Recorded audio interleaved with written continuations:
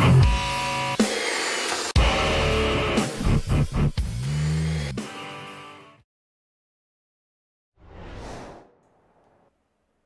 evening, race fans, and welcome to BSTV.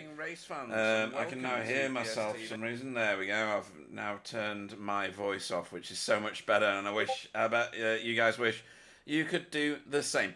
Welcome to BSTV. This is the TCR Challenge Cup Season 15. It's week 11, and we're at Watkins Glen Cup. It's the short version. It can be quite a dramatic version of this track, it has to be said. And I'm joined, as ever, in the booth by Sir Alan Toon. Good evening. Good evening, Pete. Oh, that's an issue. That is an issue. So when I left the broadcast booth, it will have binned my stream to you. Where is, oh yes, there it is, and if I do this, you should get the doodly-doo, and you should be able to see everything. Well done. Yeah, so, not gonna lie, I properly ballsed up the broadcast and set it for 7:30 at night, instead of 7:30 in the morning, so I'm very hopeful that in 10 minutes, Sam Blees, who is an administrator in iRacing for this particular league, is going to advance the session for me. So we relaunched the session a minute ago. So if I click on stand-ins for practice, you will notice that there aren't any. So Watkins Glen, it's the shorter version. It misses out the boot. It cuts back. It's like the NASCAR circuit, but it's got the bus stop in it. So there is that little bit of drama. It is a crash fest here in most races, especially on this version because it's super fast. You must have driven, like I have, 1 million laps of this, Alan. Including this week. Oh, right. Because the Masters were racing here as well. Okay. Last night. And I did, of course, the quality here last Friday. So I did my first ever. Right. Anyway, just one sec, because you are not on the stream. Just one sec, Desktop audio needs to be set to default. Right, so now we should have you on the stream. So do you want to say something lovely? Now we should have you on the stream. So do you want to say something lovely? Now we should have you on the stream. So do you want to say something lovely? I think so. For some reason, my YouTube stream is very, very quiet. Just give me a second while I sort out my gremlins. I think the guys can hear you, but we shall sort this out very shortly. System sounds, yeah, I know. System sounds, yeah, I know. Why is that so very quiet? No, I don't appear to have you. Yeah. That's monitor and output. That's fine. All of that's okay. Right. So don't know what I'm going to do here exactly. Why have I not got Discord on anything at the moment? Right. So if I just do a bit of this.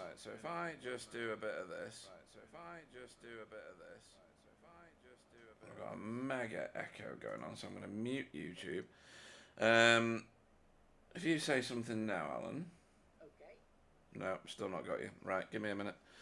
I am going to play for the viewers something like the V8 video. Why not?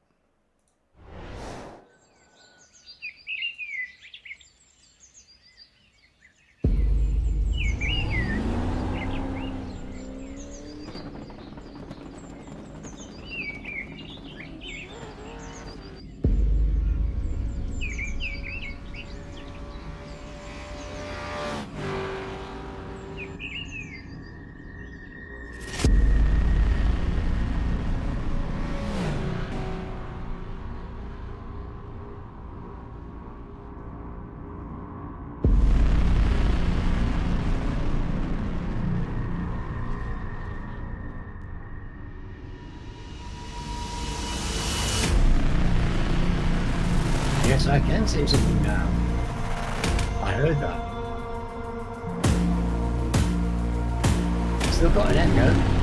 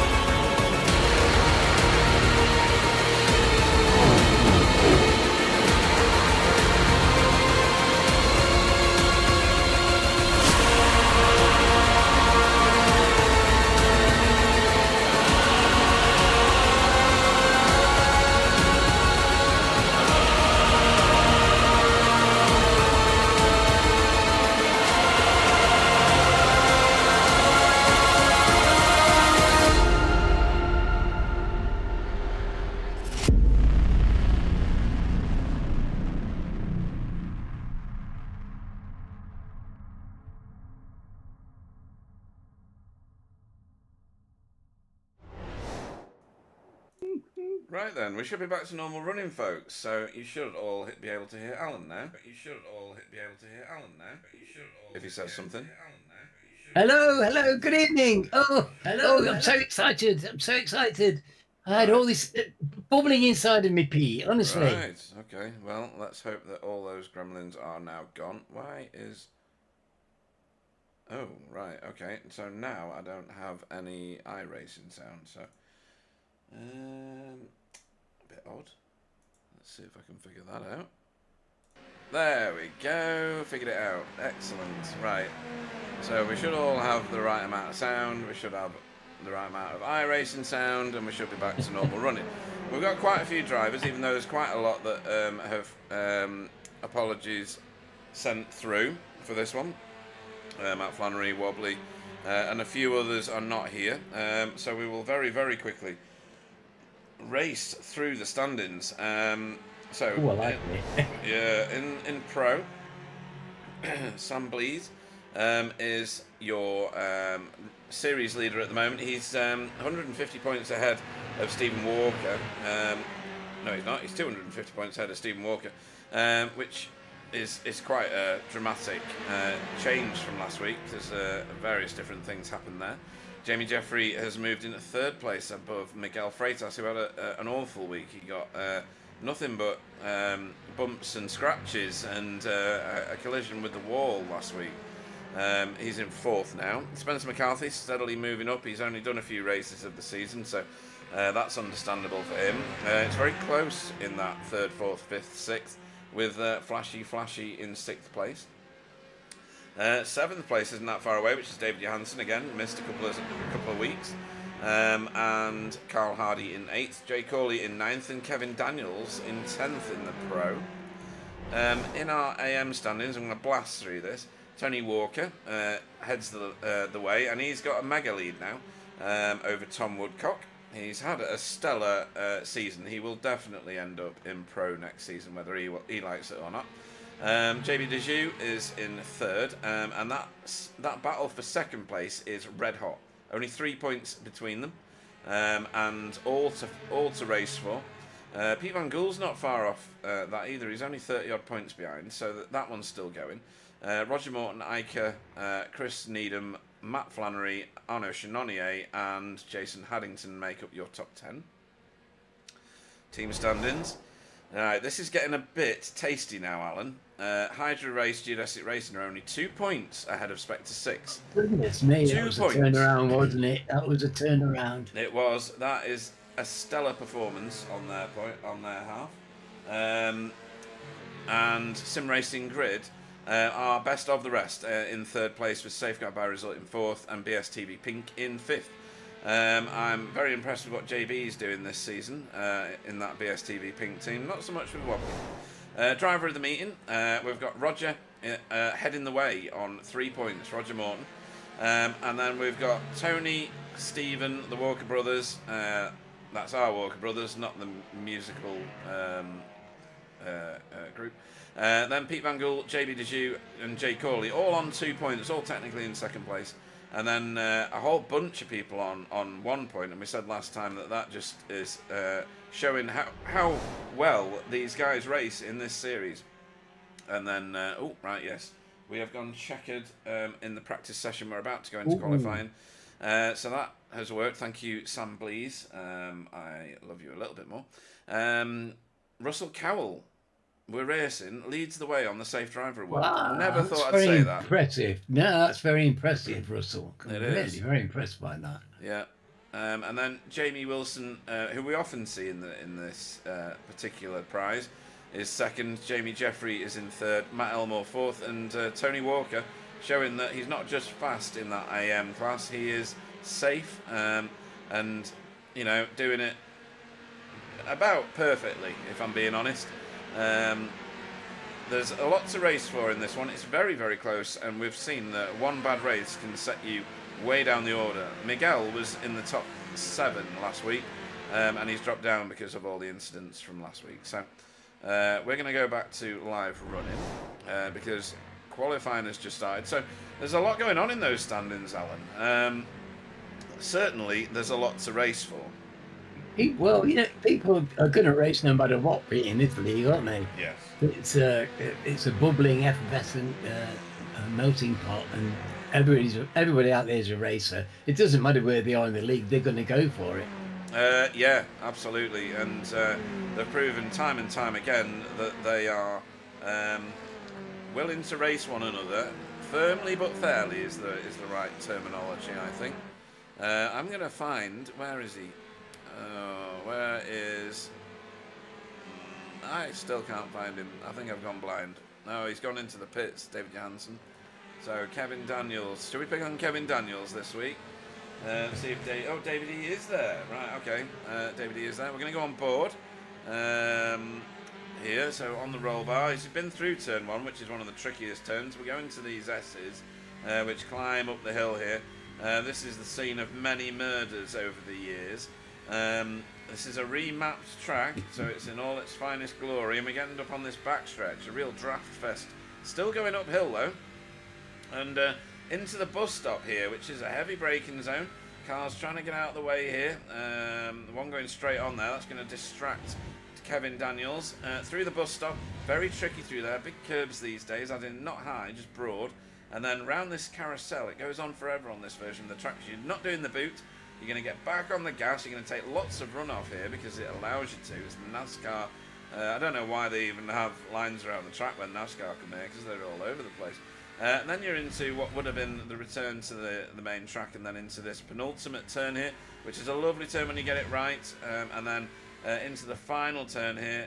And we'll do another lap with... Who is that in front of Kevin at the minute? We'll find out in a second. Once they cross the line, maybe it is. Is it Tom Woodcock? No, it's not Tom Woodcock. That must be David Johansson. Then it is. So we're going to go around again. We're going to go around with David this time. So hook the inside on the right here. You're going up the gears. You're going to hold this gear for as long as you can up until about now when the track levels off. Maybe at the exit of this bit of rumble strip these days.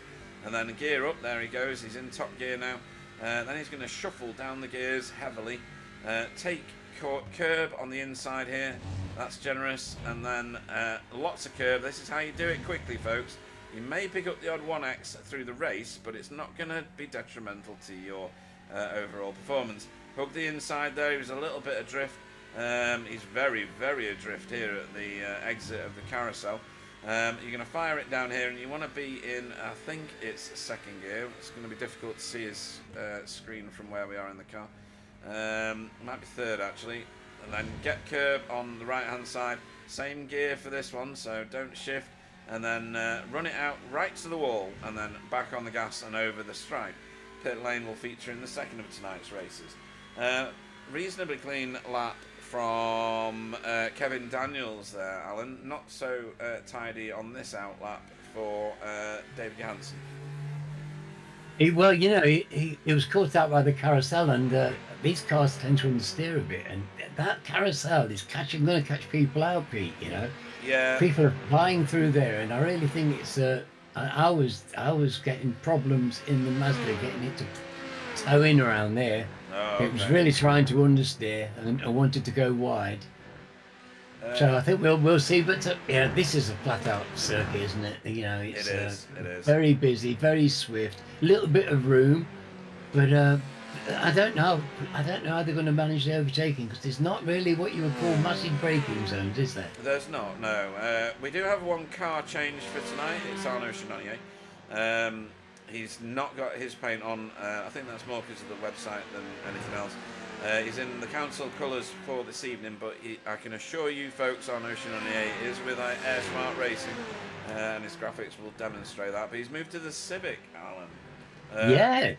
It's a bold move. Well, yeah, that does surprise me. But the Civic is a nice car to drive. It is. It's my favourite at the moment. My favourite used to be the Veloster, but since Wobbly gave me some lessons on how to drive this monster, this has been my car of choice. It's very, very good underneath your foot. Miguel Freitas bossing the top of the qualifying standing screens with 10 minutes to go. 9 minutes actually.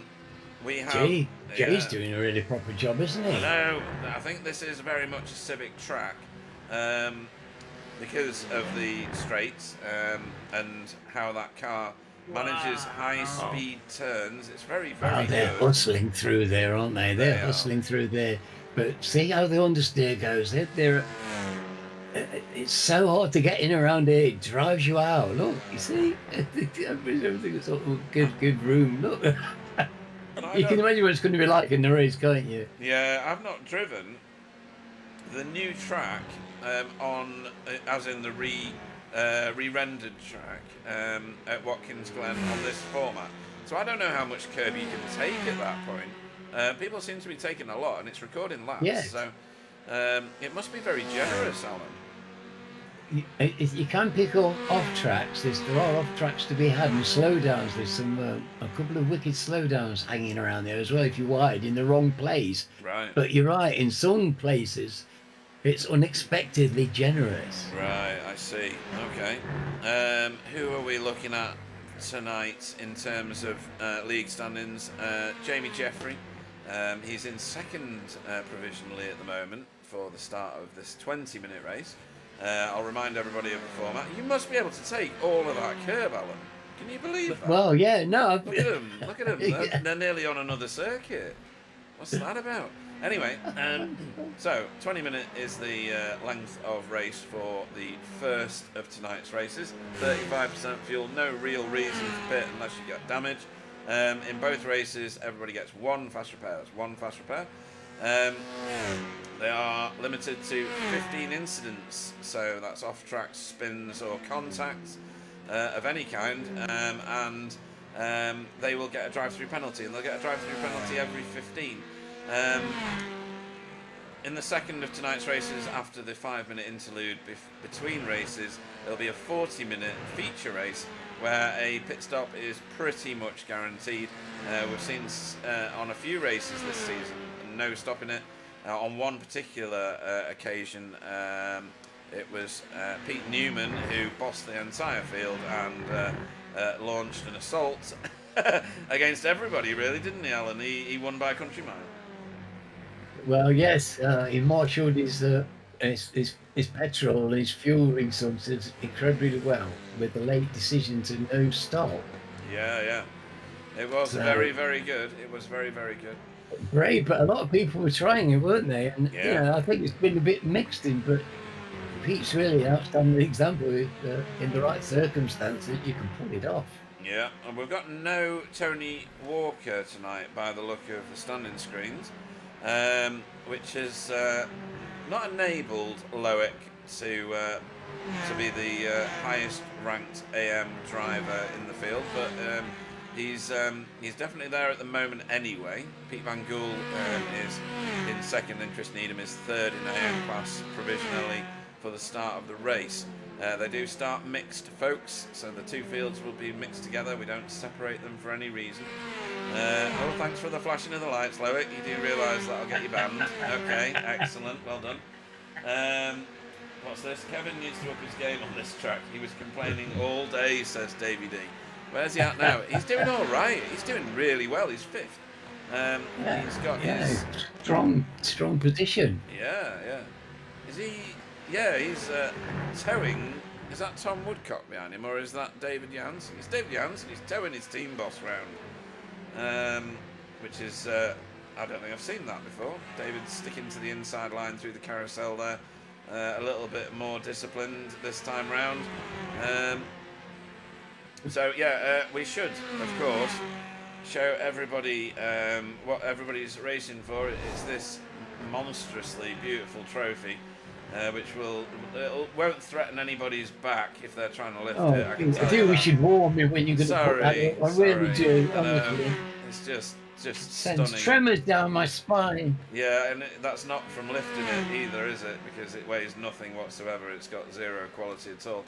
But this is the bragging rights, what do you call it? Stigmata that everybody's after.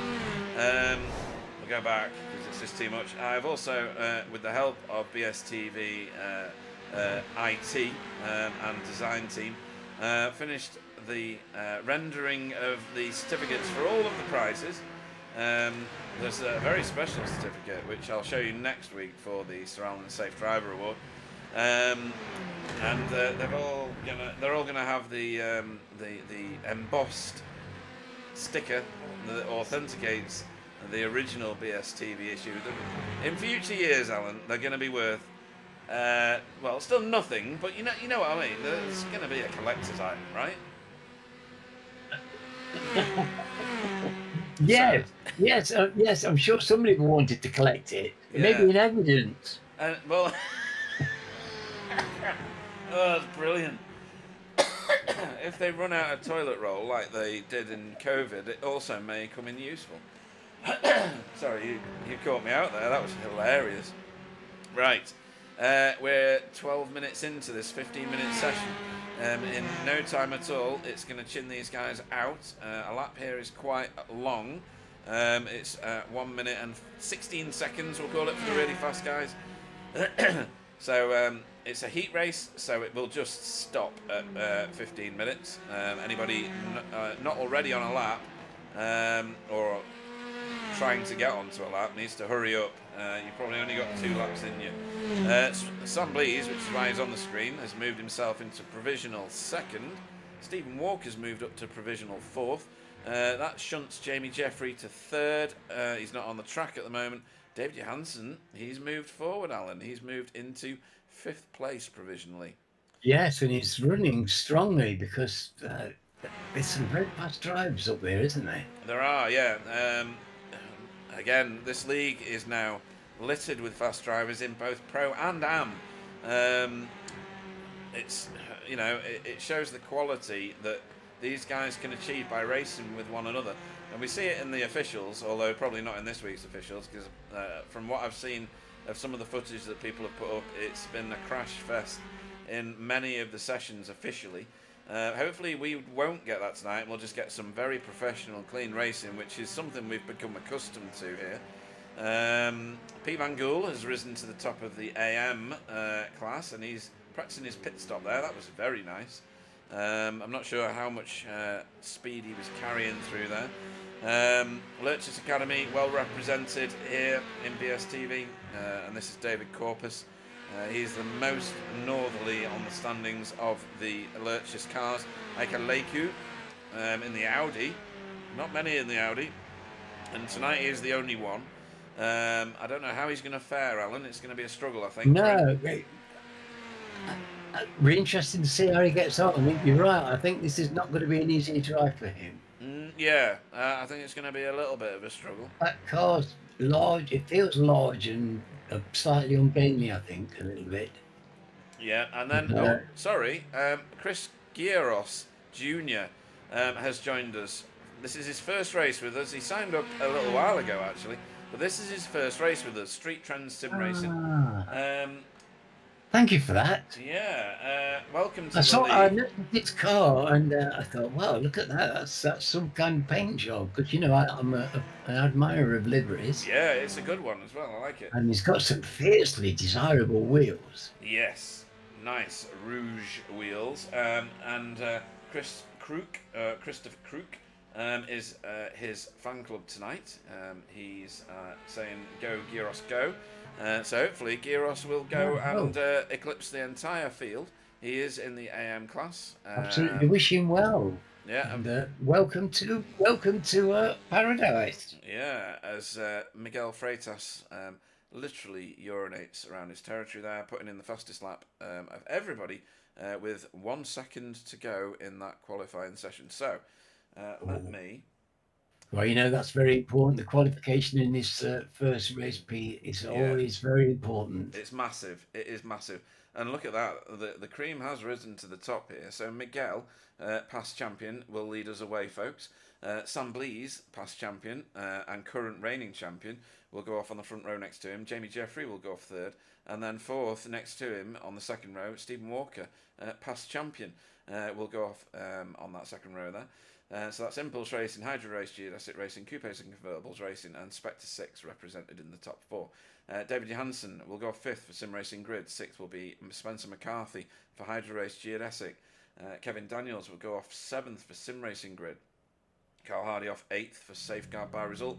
Jay Corley off ninth. Matt Elmore, Flashy himself, off 10th for Spectre 6. Let me get a decent camera on these guys. We'll pick somebody else. Oh, there's cameras on start-finish straight are awful here at Watkins. There we go. Stop flashing your lights.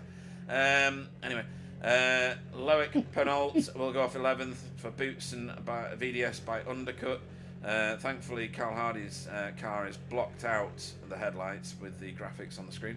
Pete Van Gool will go off 12th for Result Clothing iRacing Team. 13th will be David Corpus for Lurch's Academy. Ike Leku will go off 14th again for Lurch's Academy. Arnaud Chenonnier will go off 15th for Air Smart Racing. Then Christopher Gieros Jr. for Street Trends Sim Racing. Chris Needham will go off 17th for Air Smart Racing. Tom Woodcock 18th for Sim Racing Grid. JB will go off 19th for BSTV Pink. Alejandro Silva Carrida will go off 20th for Lurch's Sim Racing. Andrew Littler will go off 21st for Workguard. Jason Kiley Haddington will go off 22nd for Air Smart Racing. And Fiona Siddons will bring up the rear of the field, 23rd for Workguard by Result. We will start to see lights coming on very shortly, folks, for this. Oh, this is exciting. It really is. We're going to focus here on Miguel, see how he launches. We should be going now. We are green and we are gone, and Miguel got away brilliantly. Need a good start. Yeah. Absolutely essential. So down to turn one we go.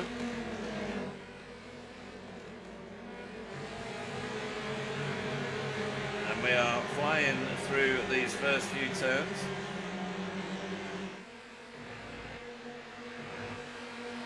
I'm getting breakup on the hearing. Can you? Oh, yeah. Oh, that's a bit of contact there. David Corpus and who is that? Tom Woodcock getting door to door. Oh, it's the little orange doodah. What's the orange doodah when it's at home? You remember the little, when we had the signal difficulty before and that orange thing pops up? Right, okay, so we've got some interference on the stream, folks. Let's hope it's not terminal. As everybody comes piling round here. Wow. That's Loic Penault lifting Ike Leku out of position there.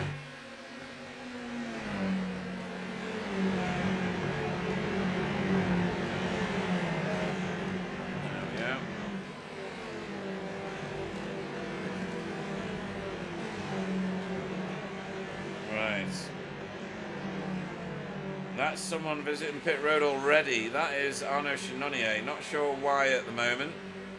And David Corpus is right down the order, but still going. Oh, it's busy at the back here. It is very busy at the back here. That is Fiona going door to door there with Alejandro Silva Carrera from Lurch's Sim Racing. Oh, careful, careful. Making it work. Tricky little corner. Yeah, we're going to go further forward here because as you'll see, Miguel's got himself a massive lead already. That is 1.6 seconds back to Sam Blease. And then the rest of the field. It's really making his pace count. He got a flying start, and it's very hard to keep hold of drivers of this class from seat time and again. It is, yeah, definitely.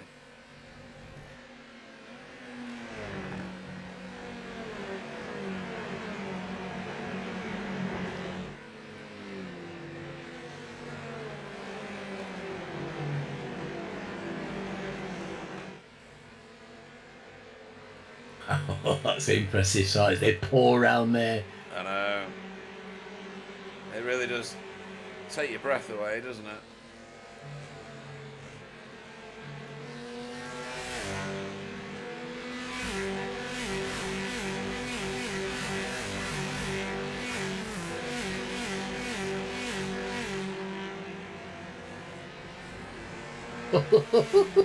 Andrew Littler a little bit wide there at turn 1, but other than that we are still going strong here. No significant incidents at all. That's Fiona losing a position to David Corpus, but she won't be too bothered about that, I don't think, because David is in pro category, not AM. And there's a lot of shuffling here. Stephen Walker well out of position. We're going to have another look at that in a second. It's not popped up on my screen just yet. Oh yes it has, or sort of has. Let's have a little look at this.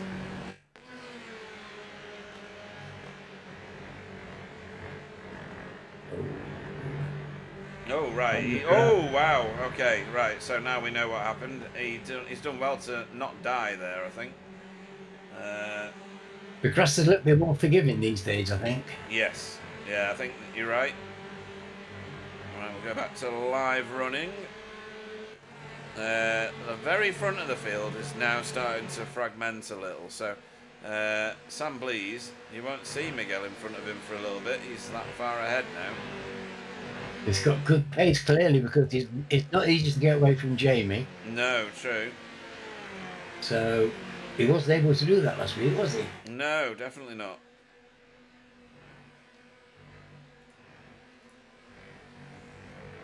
I'm getting screen freezes. Oh dear. Just keep coming back, don't worry about it. Okay. We can live with it.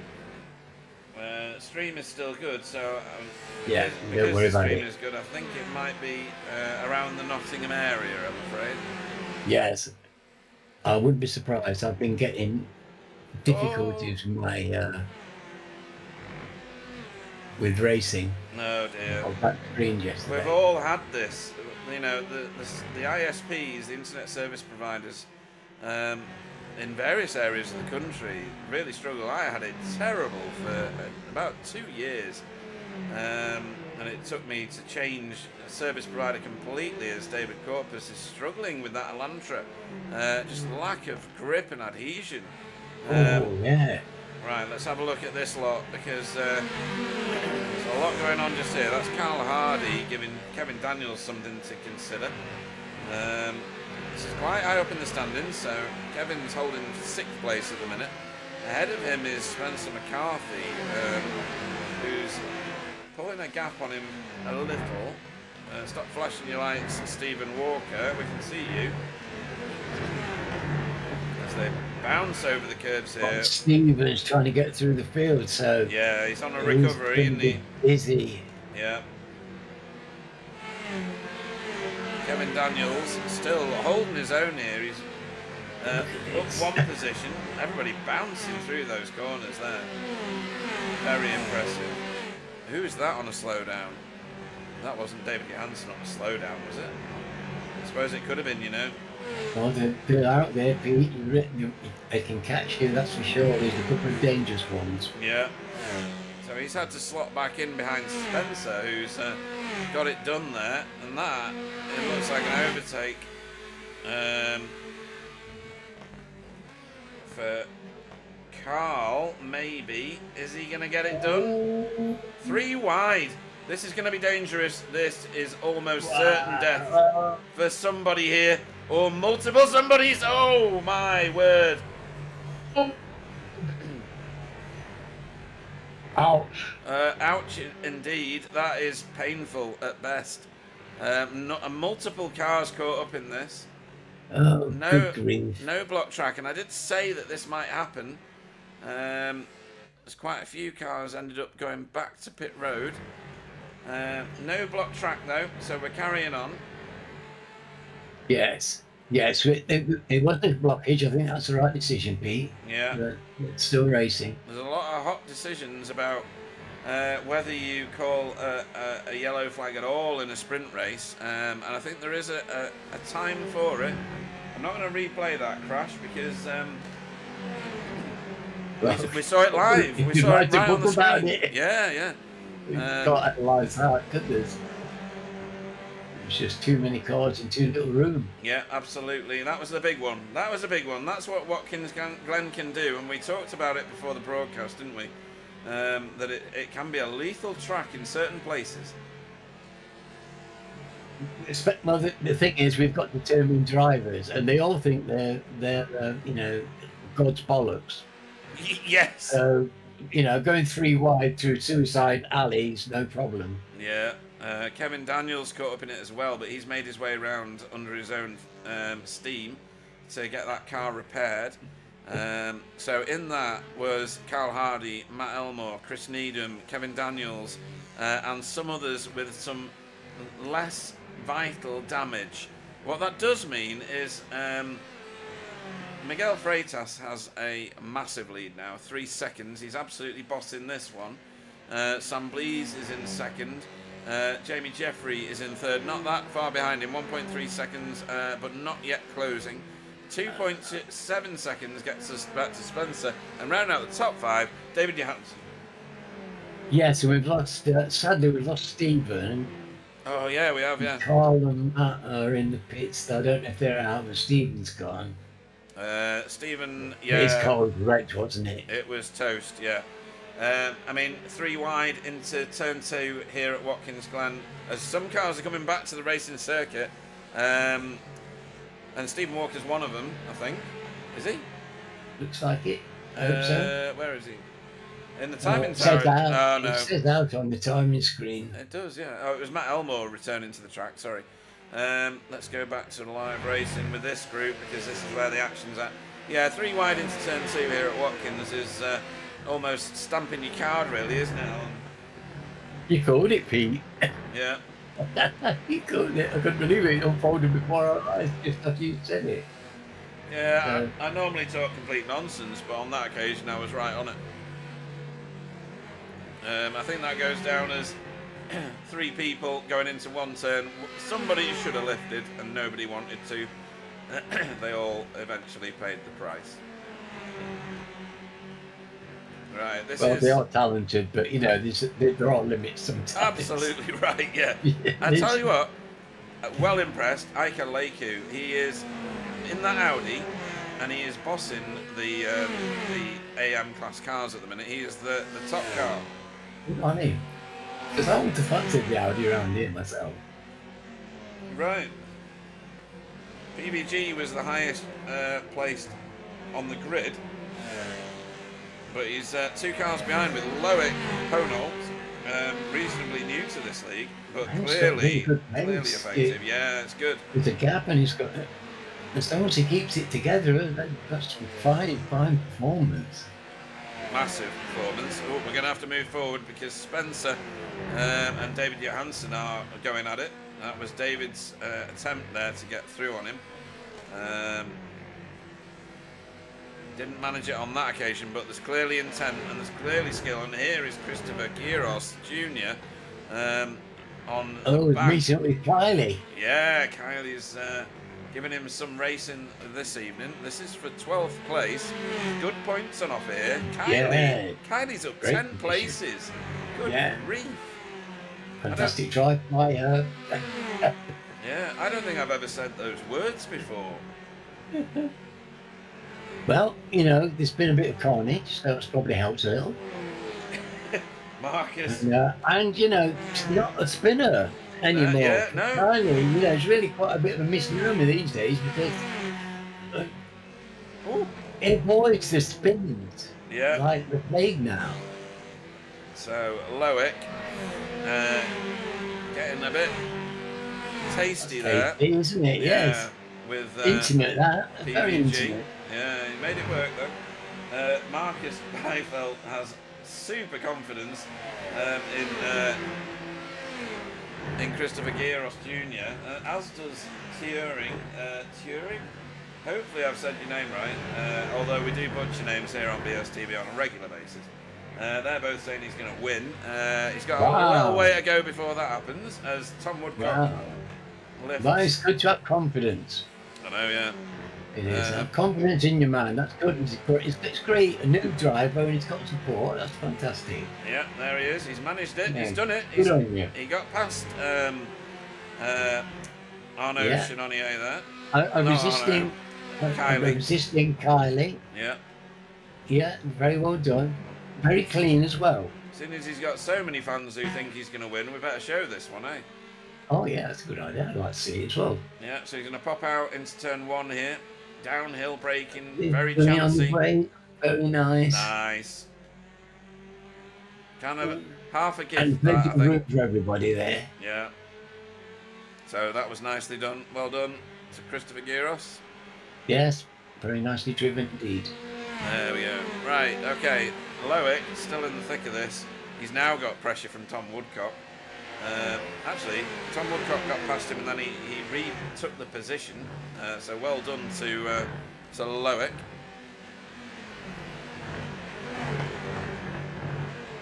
He's still battling hard. Yeah, very. I don't think this is going to stop anytime soon, to be honest.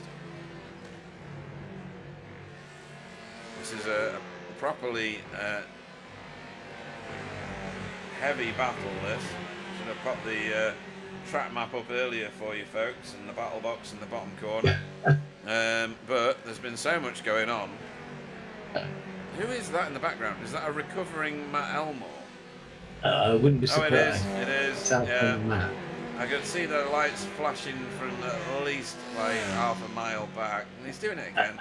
Honestly. Stop. Carl Hardy. Infectious. I'm not going to show him if they're going to do that. Right. So they are laps down. So no need for these cars to get out of their way at all.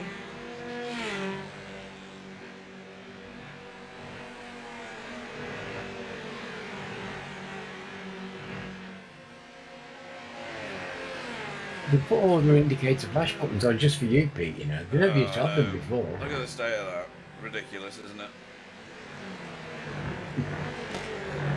It's a 1 point penalty for every time the light bulb lights up, so he's on minus 6 million points now.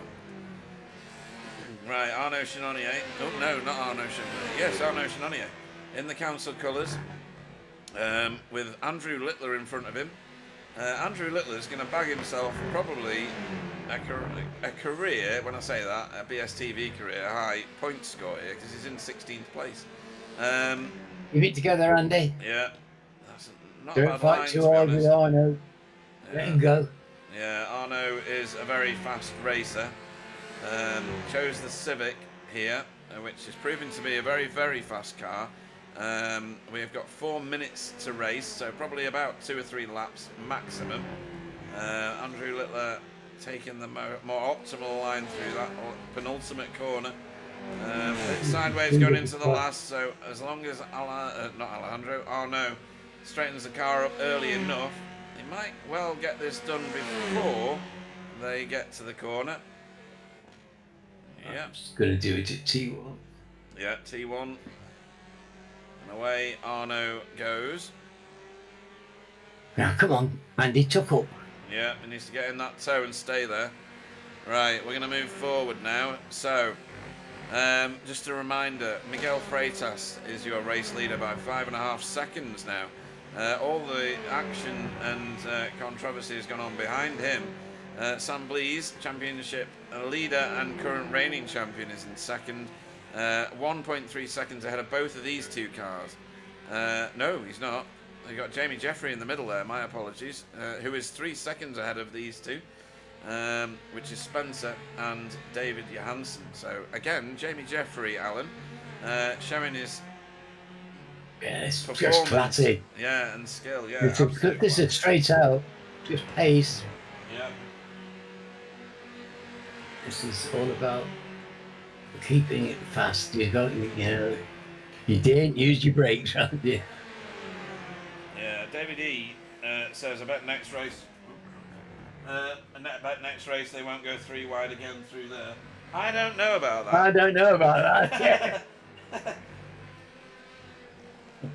I'd like to agree with you, David. Yeah. I'm not quite so confident as you are, my friend. Right, so we're going to go a little bit further back in the standings here and go back to, again, where Loic Ponolt is, because we've got quite a few cars here, all vying for, as you can see in your bottom right corner, the position that Ike is currently holding. Oh, Matt's been... is he allowed to make 16 moves? He's just... No, is the answer to the question. Honestly, he's a liability, that boy. We're talking about flashy Matt Elmore there. So Tom Woodcock has some nice lines through here, but he's not able to do anything about Loic in front of him. Loic's very smooth, got it all sorted out really in terms of line and speed for Boots and VDS by undercut. Ahead of him though, Pete Van Gool giving Ike Leku now some serious consideration. We've only got 1.5 minutes to go. We will soon be picking up the white flag. Good drive by all of these people. Yeah.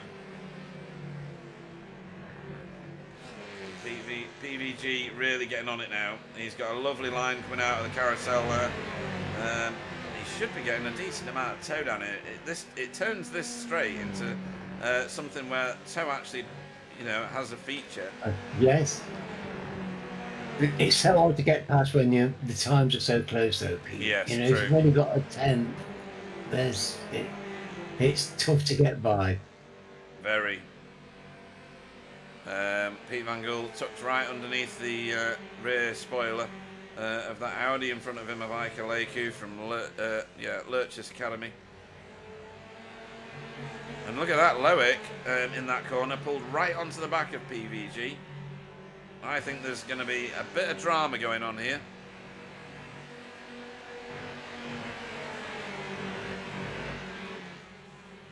Yeah, it's interesting. Trying to see if there's a white flag being waved, but I can't see it. We've had 20 minutes. Yeah, we have had 20 minutes, so this is the final lap. And Miguel is going to roll around these last couple of corners here in order to take victory at Watkins Glen Cup. 7 seconds over Sam Blease. Now that is some drive. Isn't it just? So flashing other lights, the only time that is acceptable in anybody's books. Sam Blease over the line in second, and Jamie Jeffrey not that far behind him actually in third. No, they pulled back a little bit, I think, there. But very good drive by Jamie. Miguel with flawless driving. Right, and this isn't sorted out yet. I mean, that's Tom Woodcock maybe just getting the position there. Oh, he has from Loic just over the line. I think there was a bit more battling just before that. We're going to go back to this because this is what happened on the last lap. Tom sent it with very much a lot of control there. Actually, it started before this, so we're going to move backwards. Those Christopher Giros fans that are lined up in the chat. He got a pass for a position on that last lap as well. But look at that from Tom Woodcock. Absolutely brilliant bus stop on that last lap. How he didn't do that for every lap of the race, I've no idea. But that was the end of that one. So, back to standard running. Let's have a look at... Yeah, there we go. The results of... what is this? Is this round number? I can't remember anymore. 21? Yeah, 21. Miguel Freitas took home the victory in the 20-minute sprint race for Impulse Racing. Sam Blease finished second for Hydro Race Geodesic Racing. And Jamie Jeffrey rounded out the podium in third for Coupes and Convertibles. What a dramatic race.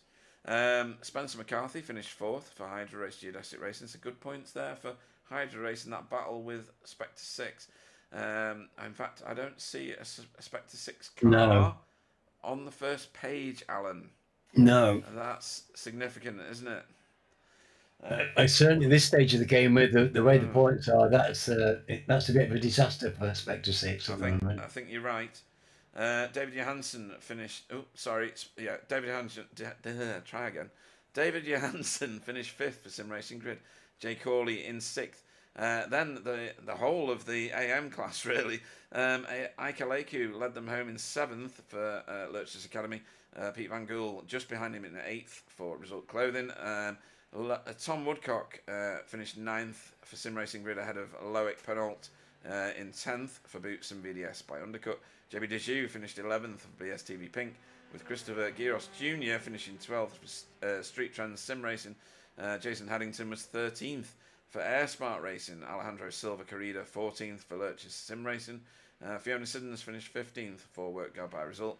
Arnaud Chenonnier finished 16th for Air Smart Racing. Andrew Littler finished 17th for Work Guard by Result, with Kevin Daniels finishing 18th for Sim Racing Grid. Then we've got Matt Elmore, Flashy, 1 million laps down because of all the light flashing, in 19th for Spectre 6. Carl Hardy finished 20th for Safeguard by Result, again a lap down. Chris Needham also a lap down for 21st for Air Smart Racing. David Corpus the same for, in 22nd. And Stephen Walker, DNF, 23rd and last for Spectre 6. Still walking back to the pits, I imagine. I think so, yeah. Carrying bits of his car, probably. There wasn't much left. No. Yeah, so a few other fans in the room. Nicola Jeffrey has shown up for Jamie Jeffrey.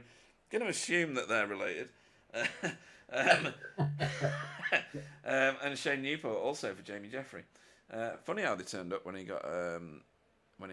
What did he end up with? Was it third? I think it was. Third. Yeah, third. Yeah, Let's no. just go back. Yeah, He Podium. just did a beautiful drive. Yeah. He did. He kept hold of Sam, and Sam was really pushing on because he was chasing Miguel, but of course Miguel pulled out that astonishing 7-second gap. I know. It was very, very impressive. Right, we're going to see who's on the track at the minute, because there are some. What happens if you go up to Blimp Cam? Oh, that's what it looks like from the Mir space station. You'll see how much curb these guys take. It's not even curb, is it? It's another piece of racetrack, let's face it. So, yeah, they're going to have to pay some real estate fees for that one.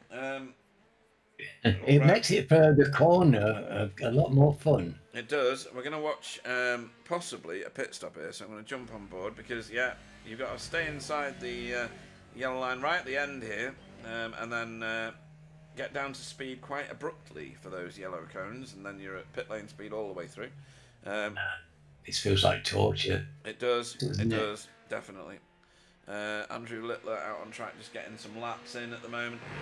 So yeah, Loic Penault drove well in that last race. Yeah. Him and Fee had a good result. Work guard. Yes, they've done really well tonight, actually, staying out of the trouble of other people's crashes. Pete Van Gool's on the chat and Fiona's on the chat. Happy with P15. I love freebies, she says. And you got plenty of them there, Fee, honestly. Yeah. Brilliant result that was. So a few people have been out onto track just to get their eye in. I can't remember how I get weather up on here now.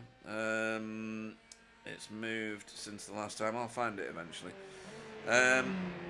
But yeah, it's going to make a big difference to the team standings, that race. So Spectre 6 are going to have to hope for really good results in the second of tonight's races. I didn't record in my head who finished 15th because we reversed the top 15, folks. That could actually be one of our new racers. Actually, it's going to be Andrew, isn't it? Wasn't it Fee? No, it's going to be Andrew.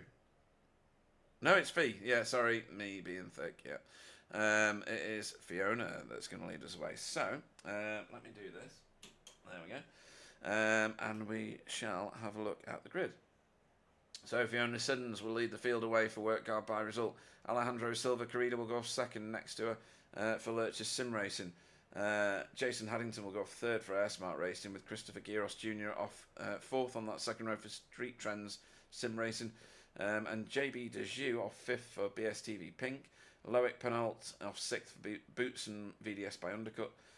Tom Woodcock off seventh for Sim Racing Grid. Pete Van Gool off eighth for Result Clothing. Ike Aleku off ninth for Lurchus. Not a single pro car in the top 9, Alan. No, I was just thinking, this is quite exciting, isn't it? And yeah. you know, very, very interesting. Then we've got Jay Corley, who will go off 10th. 11th will be David Johansson for Sim Racing Grid. Spencer McCarthy will go off 12th for Hydra Race Geodesic Racing. 13th will be Jamie Jeffrey. I'm just going to find a camera very quickly for the start of the race. There we go. For Coupes and Convertibles Racing, Sam Blees will go off 14th for Hydra Race Geodesic Racing. Miguel's punishment for winning the first race is 15th for Impulse Racing. 16th will be Arnaud Chenonnier for Air Smart Racing. Andrew Littler off 17th for Work Guard by result. Kevin Daniels off 18th for Sim Racing Grid. Matt Elmore, Flashy, off 19th for Spectre 6. Carl Hardy 20th for Safeguard by result. Chris Needham will start 21st for Air Smart Racing. 22nd will be David Corpus for Lurch's Academy, and bringing up the rear of the field, if he joins, which I don't think he is, 23rd, Stephen Walker for Spec 6, excuse me. Who loves Watkins Glen. Like a hole in the head, I think. He'd have been delighted with that first race. Yeah. So, let me get you a different graphic, folks. We want this one. This is all those championship guys in the front there, and there's some tough races among them. This is going to be interesting. It really is. Let's hope it's not Carnage going up the S's. Right, we are green. Fiona got a bit of a second nudge there on her own clutch. I'm going to look at Christopher Giros as cars go thundering past Fiona somewhat. 4 wide into turn 1. Nowhere for Christopher to turn in other than having cars. Well, this is a bit messy. That's Andrew Littler into the wall. He's still running. He's kind of stumbling along in the background. Stephen Walker did not join the field. Miguel Freitas is in the thick of it back here, trying to get past PVG at the minute. No, surely they're not going to go 3 wide into the bus stop, folks. I've got my eyes closed. I think some of them do, as well as... Who's that going round? That's Flashy. Oh, Mr. Matt Elmore. Yeah, he's recovered it, though. That's a good catch. Oh. Good catch. Blimey. Just keep popping the pills, Alan. That's what I do. Oh, my God. No. Oh, dear. Oh, no. Grown. And the caution has been thrown. That's a mess, folks. That's a mess. So, everybody will line up behind the safety car. Everybody will get the opportunity to visit pit road and fix those cars. So, That's a very good call, Pete. Because we were losing half the field there. I would go further than that, Alan. And say that was more than half the field piling up. Right, so we're going to have another look at that, because that looked like it was getting proper tasty. We'll see who's... Oh, crikey, that's a bit late in the day, isn't it? I think there was a lot more than that. Let's go and have a look a bit further back. Oh, there's the first bit of it. And here comes the second bit of it. Oh dear. Anybody want any spare bits of Ow, simulated ow, car? ow. Ah, right. Oh, goodness me. Steptoe's rubbing his hands. Yeah. Steptoe's Yard's never had so many car bits. Yeah, totally right. Harold? Yeah. Right, so let's see what's going on the chat whilst these guys tour around. How busy's Pit Road, by the way? Let's have a quick look. Where's my pit lane cameras? Ica. That is David Corpus. Oh, it's David. Yeah. He's got green wheels. Yeah. Oh, boy, Right. oh, no, by himself, though. He is. Yeah. That does surprise me. I would have thought they would have been. Well, I think they've been in. Fixed. I think they've fixed their cars and got back out again. There's the. Oh, there they are. Look, there they are. There's the crowd of people that are trying to catch the rest of the field. We'll see how this turns out. A big winner in all of this, potentially, JB Dejoux. Front of the field. Right, let's see what's going on the chat. Alejandro as well. Sevillano says he's missing Racing Forces cars on track. There is an answer to that, Alejandro. David says loves the professionalism. I'm guessing that's me doing something. Then we had Alejandro saying Alan and the race sound has echo. Yes, we've got connection issues to Nottingham tonight. As Andrew Littler joins. In fact, there's a whole bunch of cars in pit road. Good grief! Right, this is when they're pitting, Alan. Ah, yes, they haven't got there. So that has to be more than half the field, Alan. Honestly. Now, is there a benefit to pitting now, filling the car, and finishing the race? I don't know. And it'd be fine. It's usually a lap 6 when that happens, but never mind. Sound is awful, yes, okay. We know about that kind of. Apparently Alan is having issues, yes. Safety car allowing fast cars to recover from there. Going to be interesting to see when they start, how they get through. Yes, that is very, very true. From Tony Walker. I don't think this is going to do anybody's safety ratings any good. Jamie Jeffrey has got no front end. He's obviously not bothered. He's staying in position. He's probably thinking track position is king. Maybe that's not missing on his car in his version of the sim. But I think we line up 2 by 2. I can't remember what the rules are now. It's been a while since we've had a yellow flag, isn't it? Yeah, we don't get many. Is the light out on that safety car? I think it is, because I think JB's going to let that pace car go now. Let's see if we can see it. Move the camera a little bit forward. Yeah, he's giving a bit of a gap to that safety car now. So I think we're going to start lining up. I might be wrong. I usually am. Let's face it. Well, he's certainly backing slightly up, isn't he? Yeah. Right, so let's have a good look at this. Oh no, he's back on the pace car. Oh, it's cool. Back up. So, that echo's really tiresome. Yeah, it's quite raw from here. So lights are out on that safety car. So I think we are going racing this lap.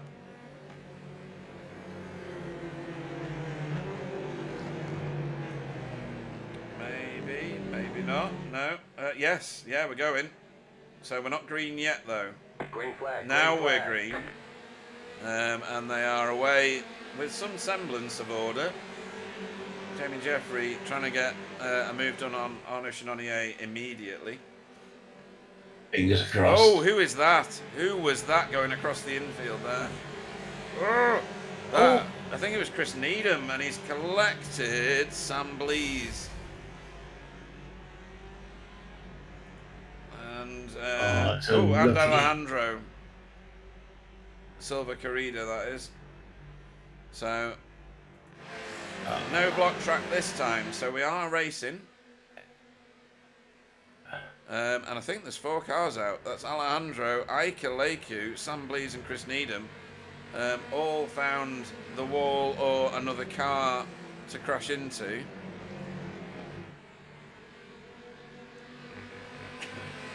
Yes, David Ayres says it sounds like you're at the bottom of a whiskey barrel. That's pretty funny. Sounds like a good idea. It sounds like a brilliant idea. Right, maybe Jamie Jeffrey now realises that he's got handling difficulties going into corners. Usually these things don't show initially. And yes, he's gone to pit road, so he's now realised that that car is knackered, is the term, I think, Alan. Right. But it's certainly lacking some aerodynamics. Yeah, or additional cooling. Maybe it's cheating. You know, you just don't know, do you? So this could offer an opportunity to win for a number of different people who wouldn't normally be up there. It's a very confused race at the moment. Things have been chopped and changed, and yes, it's going to take some considerable sorting out. Yeah, you would argue that the standings are upside down with the AM field ahead of the Pro field.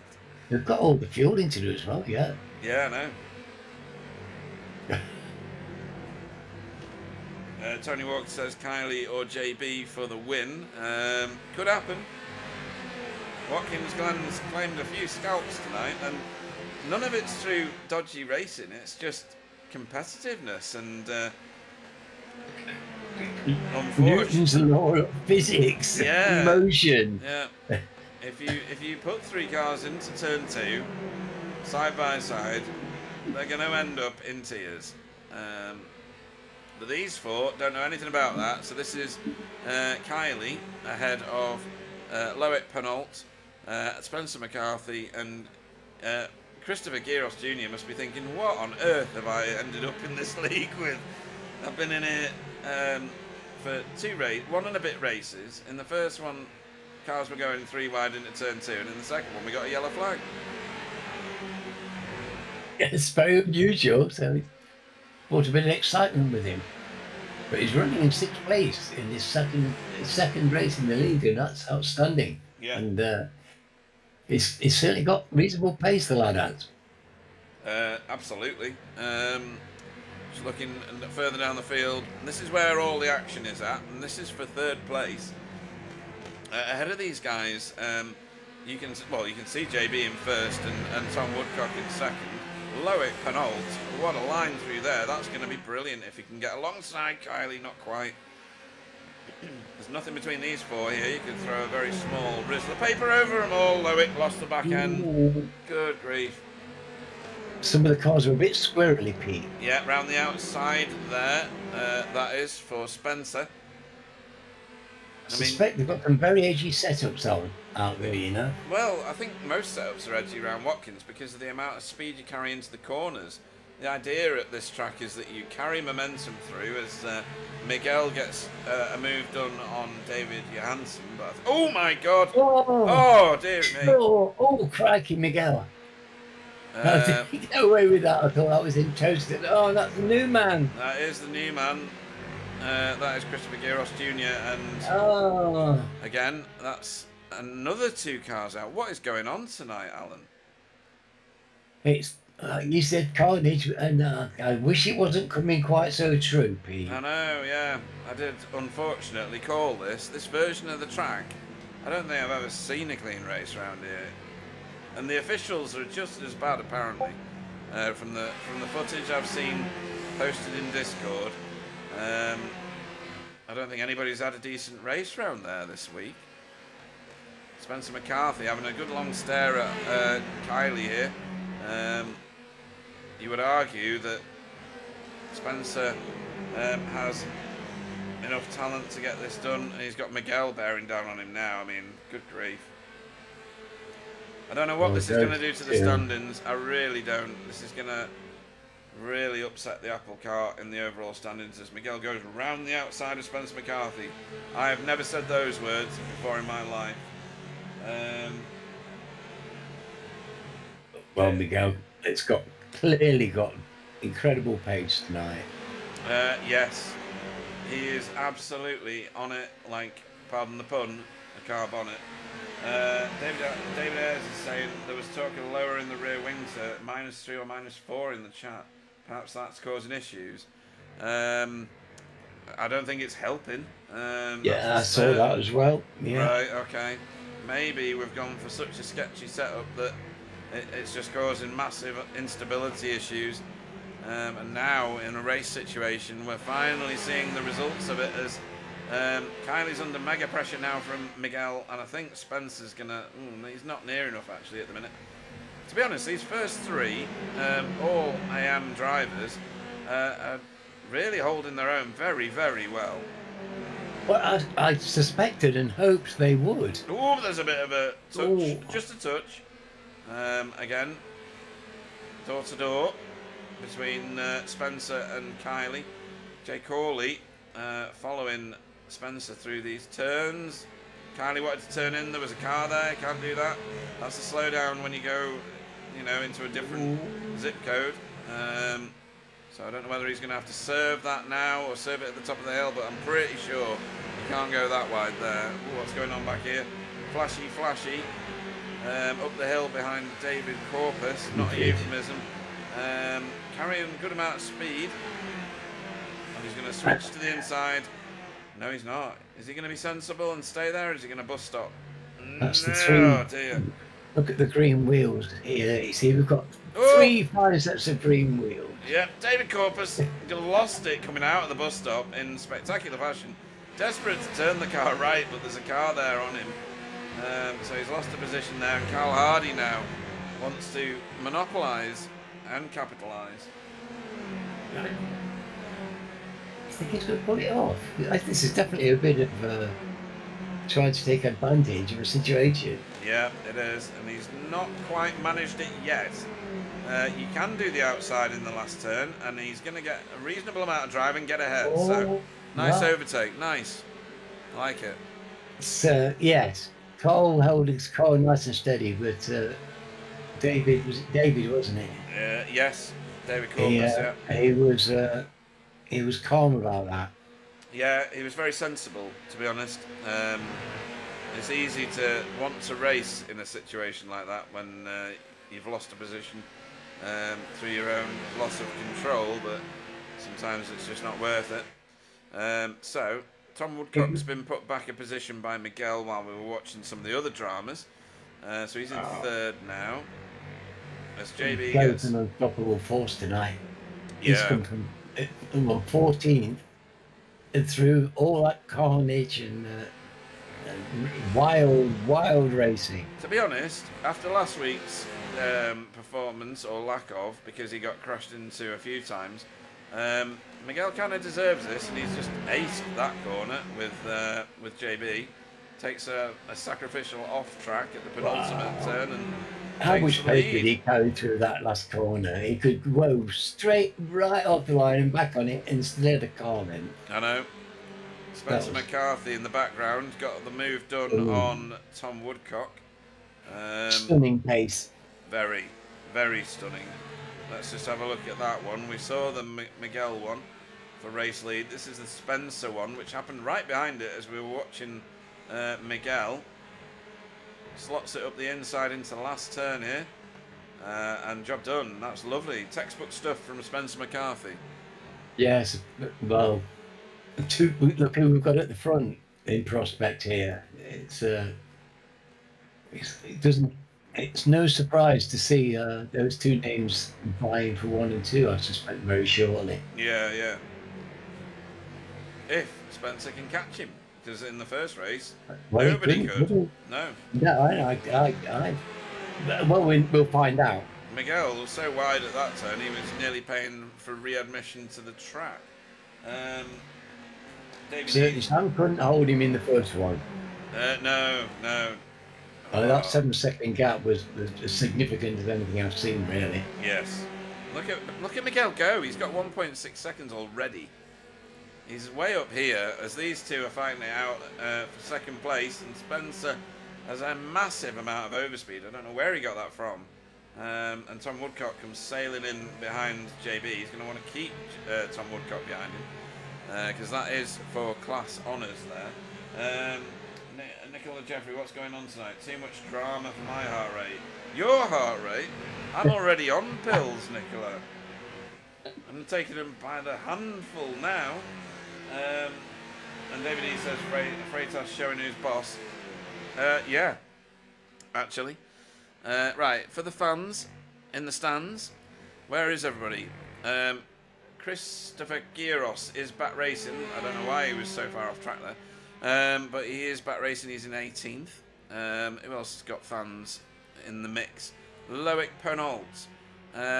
He is in 15th. He's already pitted the car. I don't know whether he can go to the end, though, on the fuel he's got. Same goes for Christopher. Well, they're well in fueling range, aren't they? You'd think anybody who's coming into the pits, a forced entry to the pits, would take advantage of that. Yeah, definitely. Jamie Jeffries sweated it out for another couple of laps after the restart, and I think he's pulled a blinder. So I think he's got the fuel to the end, and could well feature right at the end of this race in, what's that, 23 minutes time. So he's one to watch for me. He's one to watch, because other cars like Arnaud Chenonnier and Sam Blease are having a pit now. In fact, Sam Blease has been in for about a million years, so I think Sam Blease's race is done. I think he pitted the first time for a fast repair and then got caught up in that other incident and has suffered as a result. Oh, that would be such a shame. I know.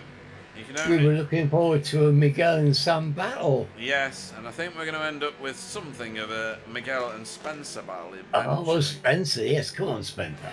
Yeah. 3 seconds. David Corpus and Kylie now fighting it out. David Corpus with lots and lots of extra speed coming off the carousel there. Excuse me.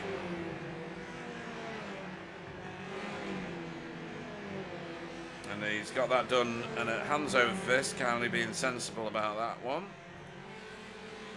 Tom Woodcock now coming under fire from Jay Corley, who has been very impressive in that Civic tonight, I think.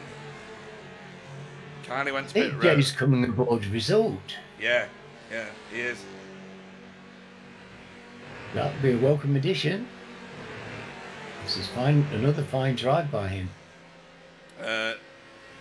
Tony Walker on the chat says JB showing why he deserves a promotion to pro for next season. Podium skills. You're not one to talk about that, son, because you're definitely in the wrong class of car for some of this season for certain, and you are going into pro for next season, provided you sign up, of course. On that note, season 16 is live for people to sign up now. I posted that in Discord at the weekend. Graphics are being worked on. We don't know the schedule yet, obviously, because iRacing have not announced the next season of tracks yet, and we follow the official season for all apart from one track each season, which is the Champion's Choice. If the world keeps spinning the way it is currently, it'll be Sam Blease again, and we only pray that he does not pick Kota West. Or East. Or East, or any of the compass points, if I'm being perfectly honest. If you are interested, get yourselves signed up. I'm sure a lot of these guys will. Despite the carnage we've seen tonight, this league is the best of the TCR leagues available on iRacing at the minute, the private leagues, that is. All the details are on the website, in the rules. So if you like what you see and you want to be part of it, then don't miss out. These are recovering cars of Flashy Elmore and Carl Hardy.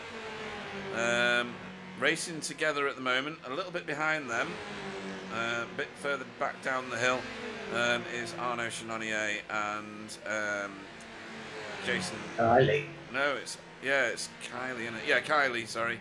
And Arnaud Chenonnier.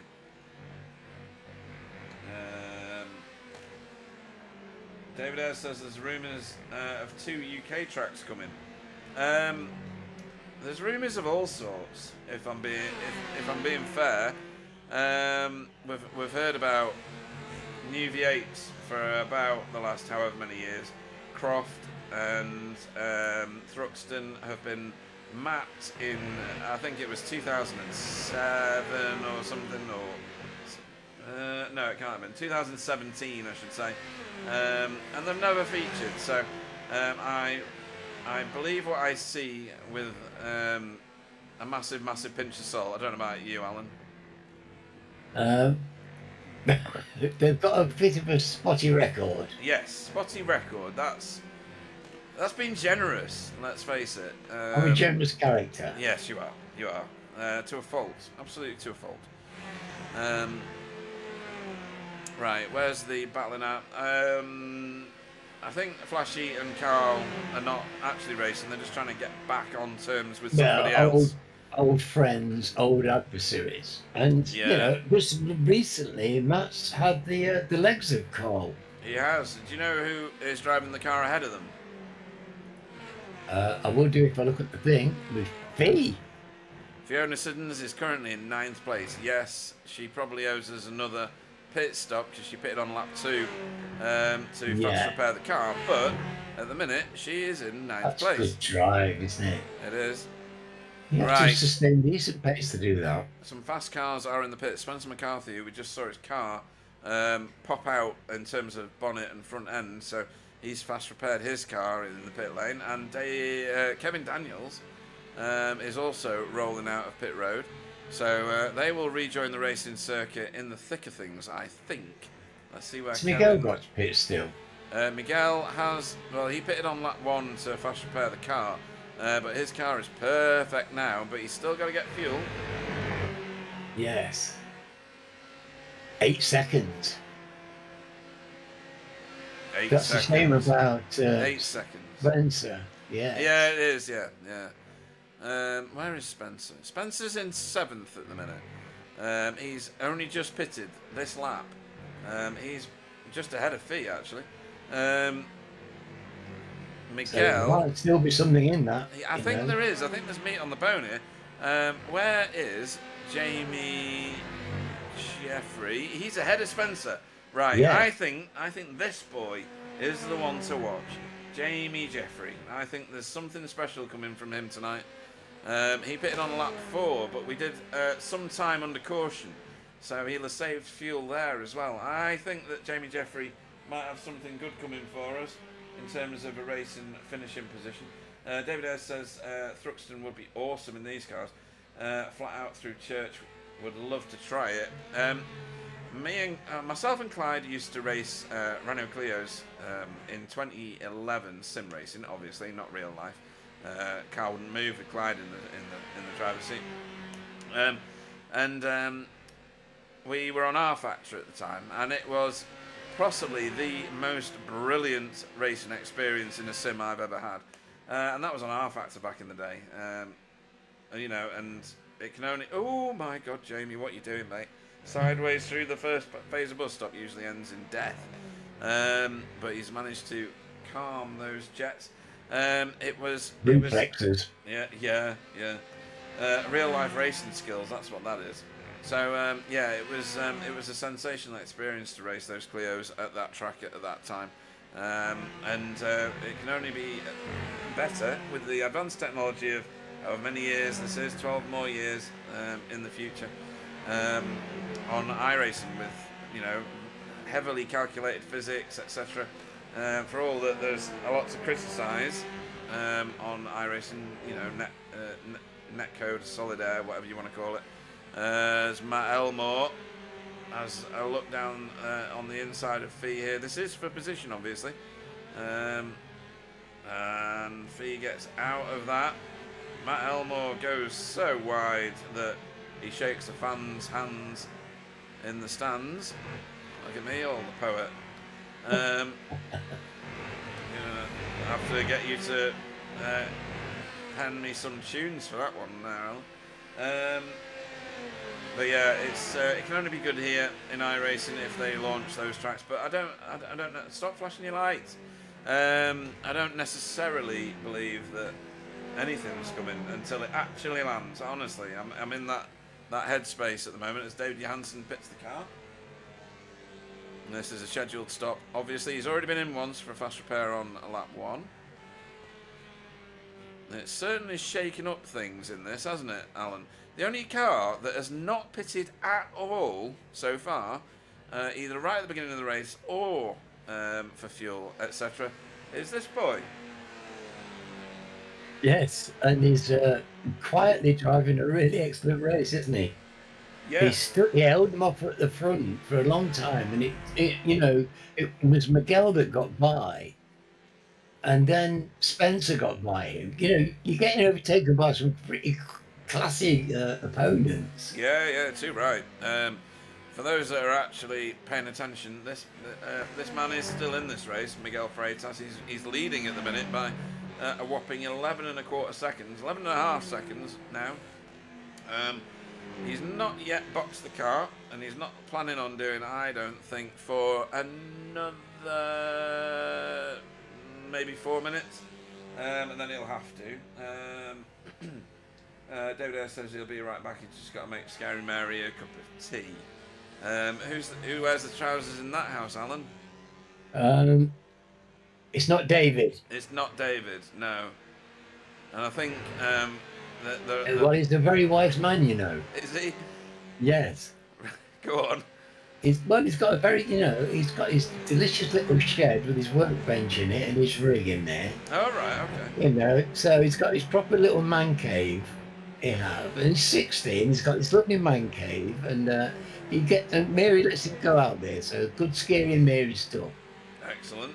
And it pays to look after her. Yeah, I'm sure it does. Right, so Kevin Daniels has got his own teammate bearing down on him.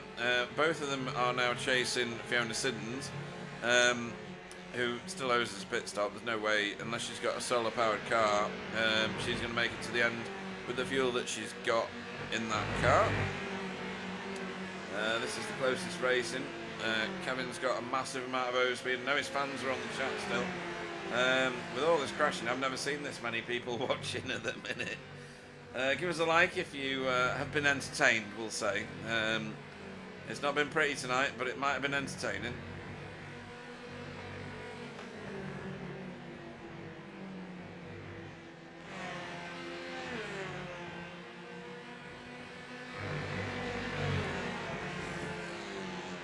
Right, so Kevin is going to draw alongside Fiona here into the penultimate corner on this track. No, he's not. He's going to wait, but that's going to put him into the clutches of Tom Woodcock behind him, his own teammate. Could be a good race result for these guys tonight. Right, let's have a look at where the Geo cars are. Spencer McCarthy is currently in 6th. Where's the next one? Oh, it's Sam, isn't it? And Sam is out of the race. No, he's not out of the race yet. He's just pitted for a million years. And then Spectre 6. Where are you guys? Spectre. Flashy is in 8th. All in points. But not as many as Spencer. So that gap's only going to widen, Alan. Because Stephen Walker is not scoring. He didn't join the race after whatever happened in the first race. And he probably wishes he was in this one now because he could have mopped up. I think his decision was probably caused by his dislike of the circuit. Yeah, I don't think it's on a poster on his wall, do you? Unless it's got darts in it or something. He expressed certain reservations last week. That's a charitable version of that story. Yeah. I'm a charitable man. Yeah. I don't think he used the word hate explicitly, but it was closing in on that, wasn't it? Fiona is now. Christopher, and he's getting chased by Andy there. What's that? Where's that gone? Hang on. Where's Andy Can't gone? Just disappear. Andy's there, look. Look at this. I know. He's surviving and he's driving well. Yeah, we'll show that because the fans are on the chat, and I moved away from it at a very stupid point. Sack the cameraman and get a decent commentator, I think, is the answer to that. Oh, wow, Overspeed City. It looks lovely on that car, doesn't it? That's a really nice paint job, yeah. Nicely done. Very nice.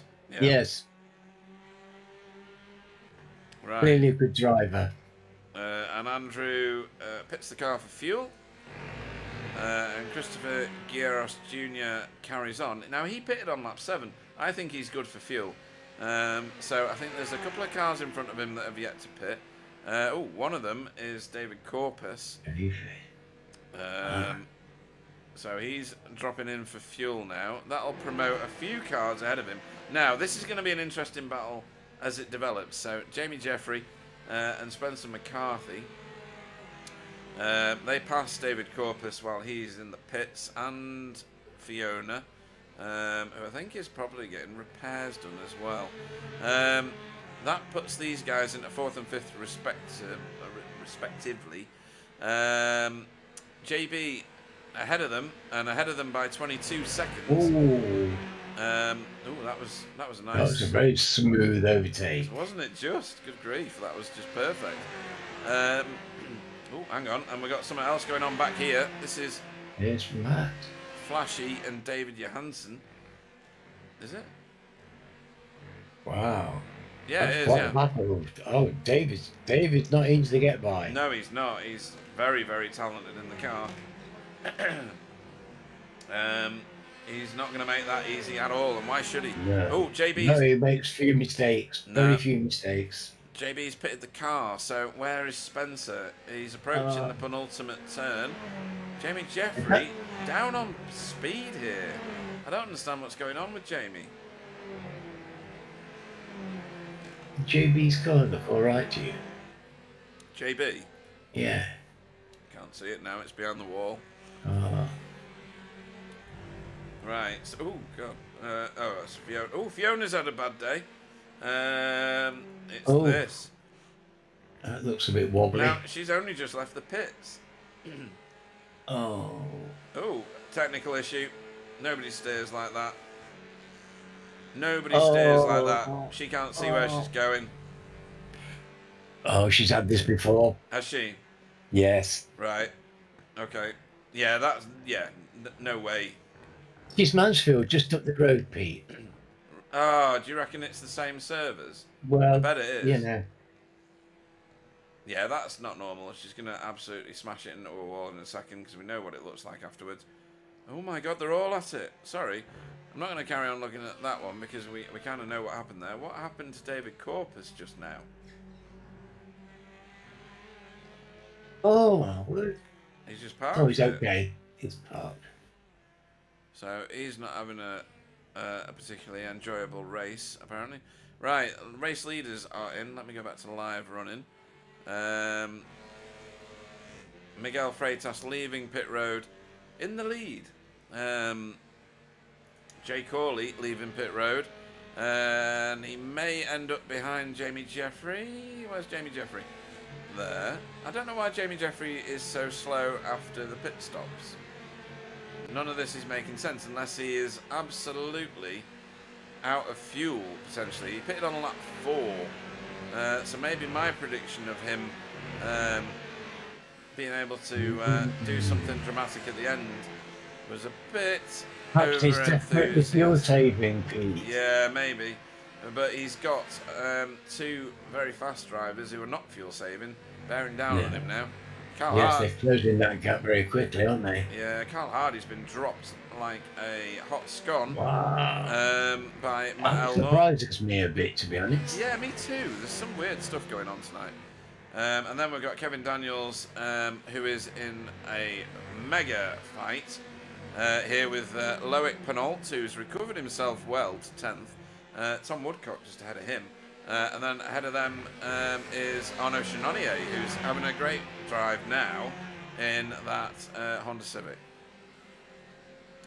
And that's Kylie in the background, who, if he puts his foot down a little bit more, he'll be on the back of this group. Marine 12th as well, very good position.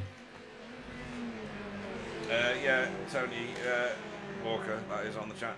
We think that Jamie Jeffrey is fuel saving because he pitted on lap 4. I thought with laps under the safety car that he'd be fine.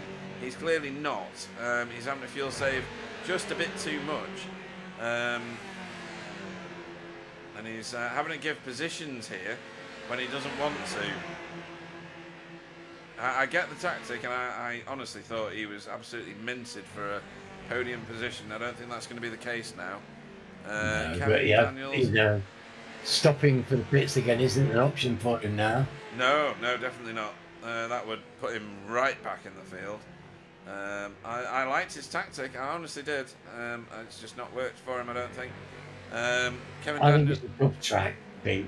Yeah. To fuel tape on here, I think that's a big ask. It's a high speed track, isn't it? As Miguel Isn't Freitas does the fastest lap of the race. Very little letting off, and that Miguel being the fastest lap doesn't surprise me at all. No, he's been absolutely dominant. He's still 15.4 seconds ahead of everybody else. Spencer McCarthy, who's no slouch, has a lead of nothing over Jay Corley at the moment, who's literally right behind him. Jay Corley gets a third here. Jay, isn't it? That's amazing. Spencer's footsteps is it's a tough old thing. I could never do that. No way. This group is the focus of the interest, though. This is Arno, Tom Woodcock, Loic Penault, and Kevin Daniels, with Kylie in the background of this one.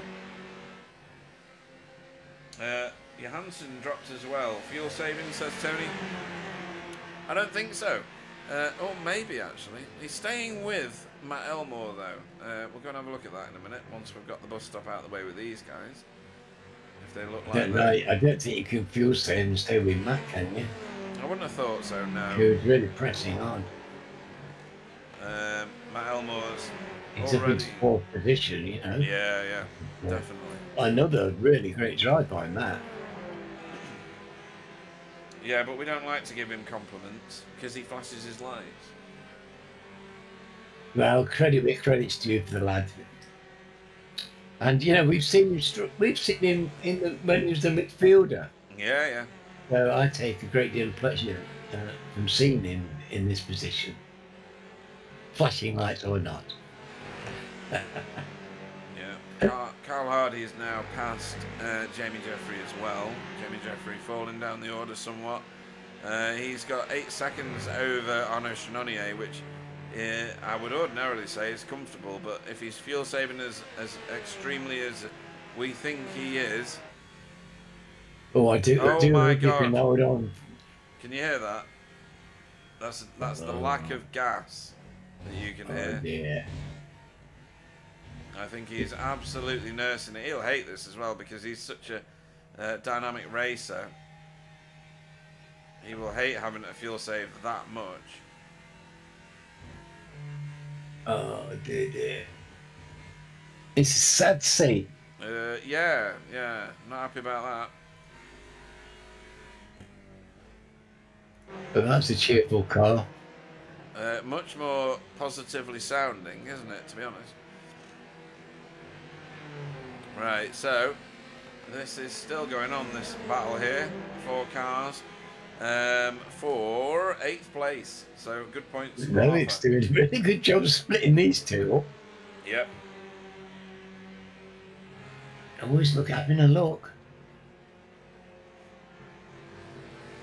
Going on. It's a very exciting day. There's been a fair amount of action tonight, Pete. Yeah. There's been a bit of coming and going and argy-bargy. Now, Miguel is about to win, but oh crikey, we've got. How long's a country mile? Exactly. It's about this long. So here comes Miguel to win. Spencer, well done, Miguel. Another dominant victory here. Many congratulations. Yeah. At Watkins, gets the fastest lap on the final lap. Spencer was getting caught quite rapidly towards the end of that lap there by Jay Corley, who's played a blinder, to be honest. Fantastic. We're going to have to go and join this group again. Jay. I know. Brilliant result.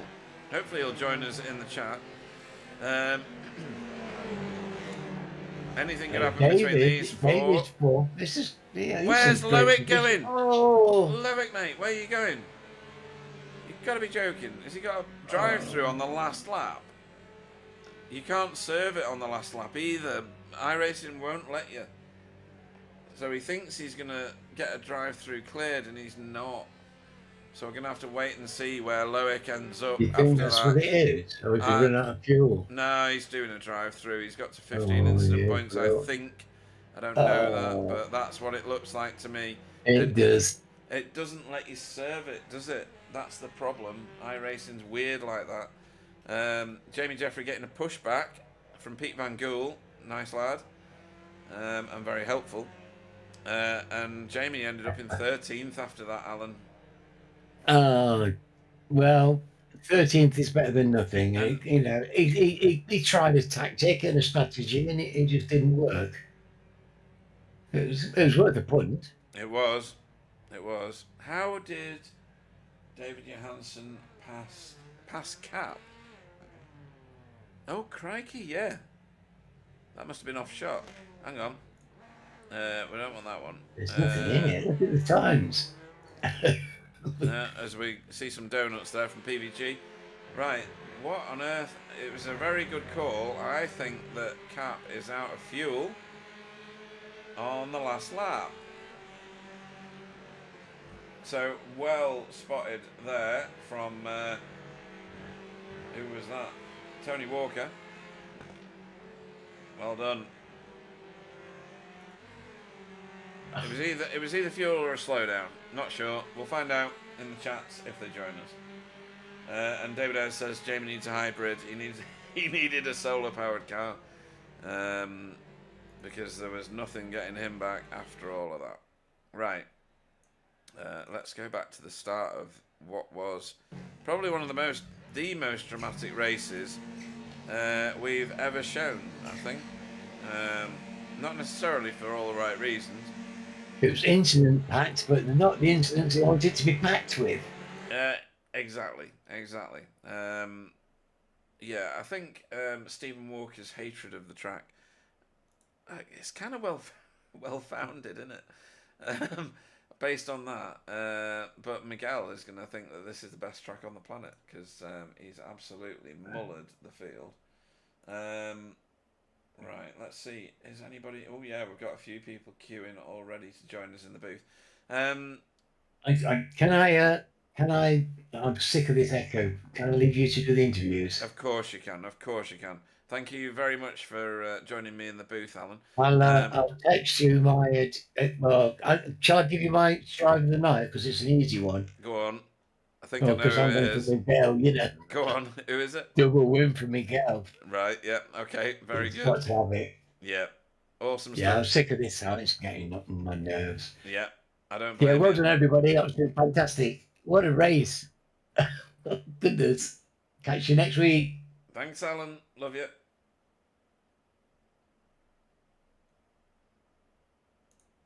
Right then, let's first bring in someone who's going to be smiling, and he's possibly the only person that's going to be smiling as broadly as a Cheshire Cat, which might mean nothing to a Portuguese gentleman, but it's Miguel Freitas. Good evening.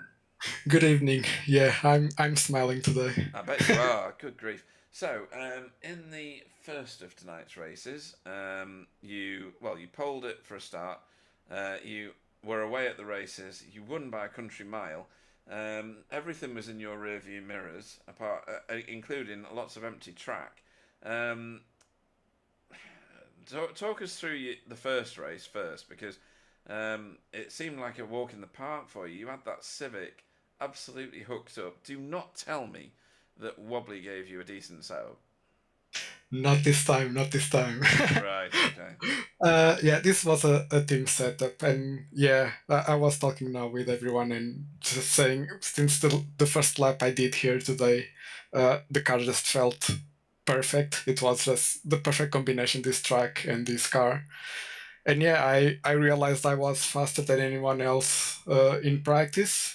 I thought maybe someone was sandbagging or something like that, but no, it kept up through quali. And then yeah, the first race, I was lucky because P2 and P3 fought a little bit in the beginning, so I managed just to get away. And then yeah, I was just in a clean track doing laps, and it went pretty well.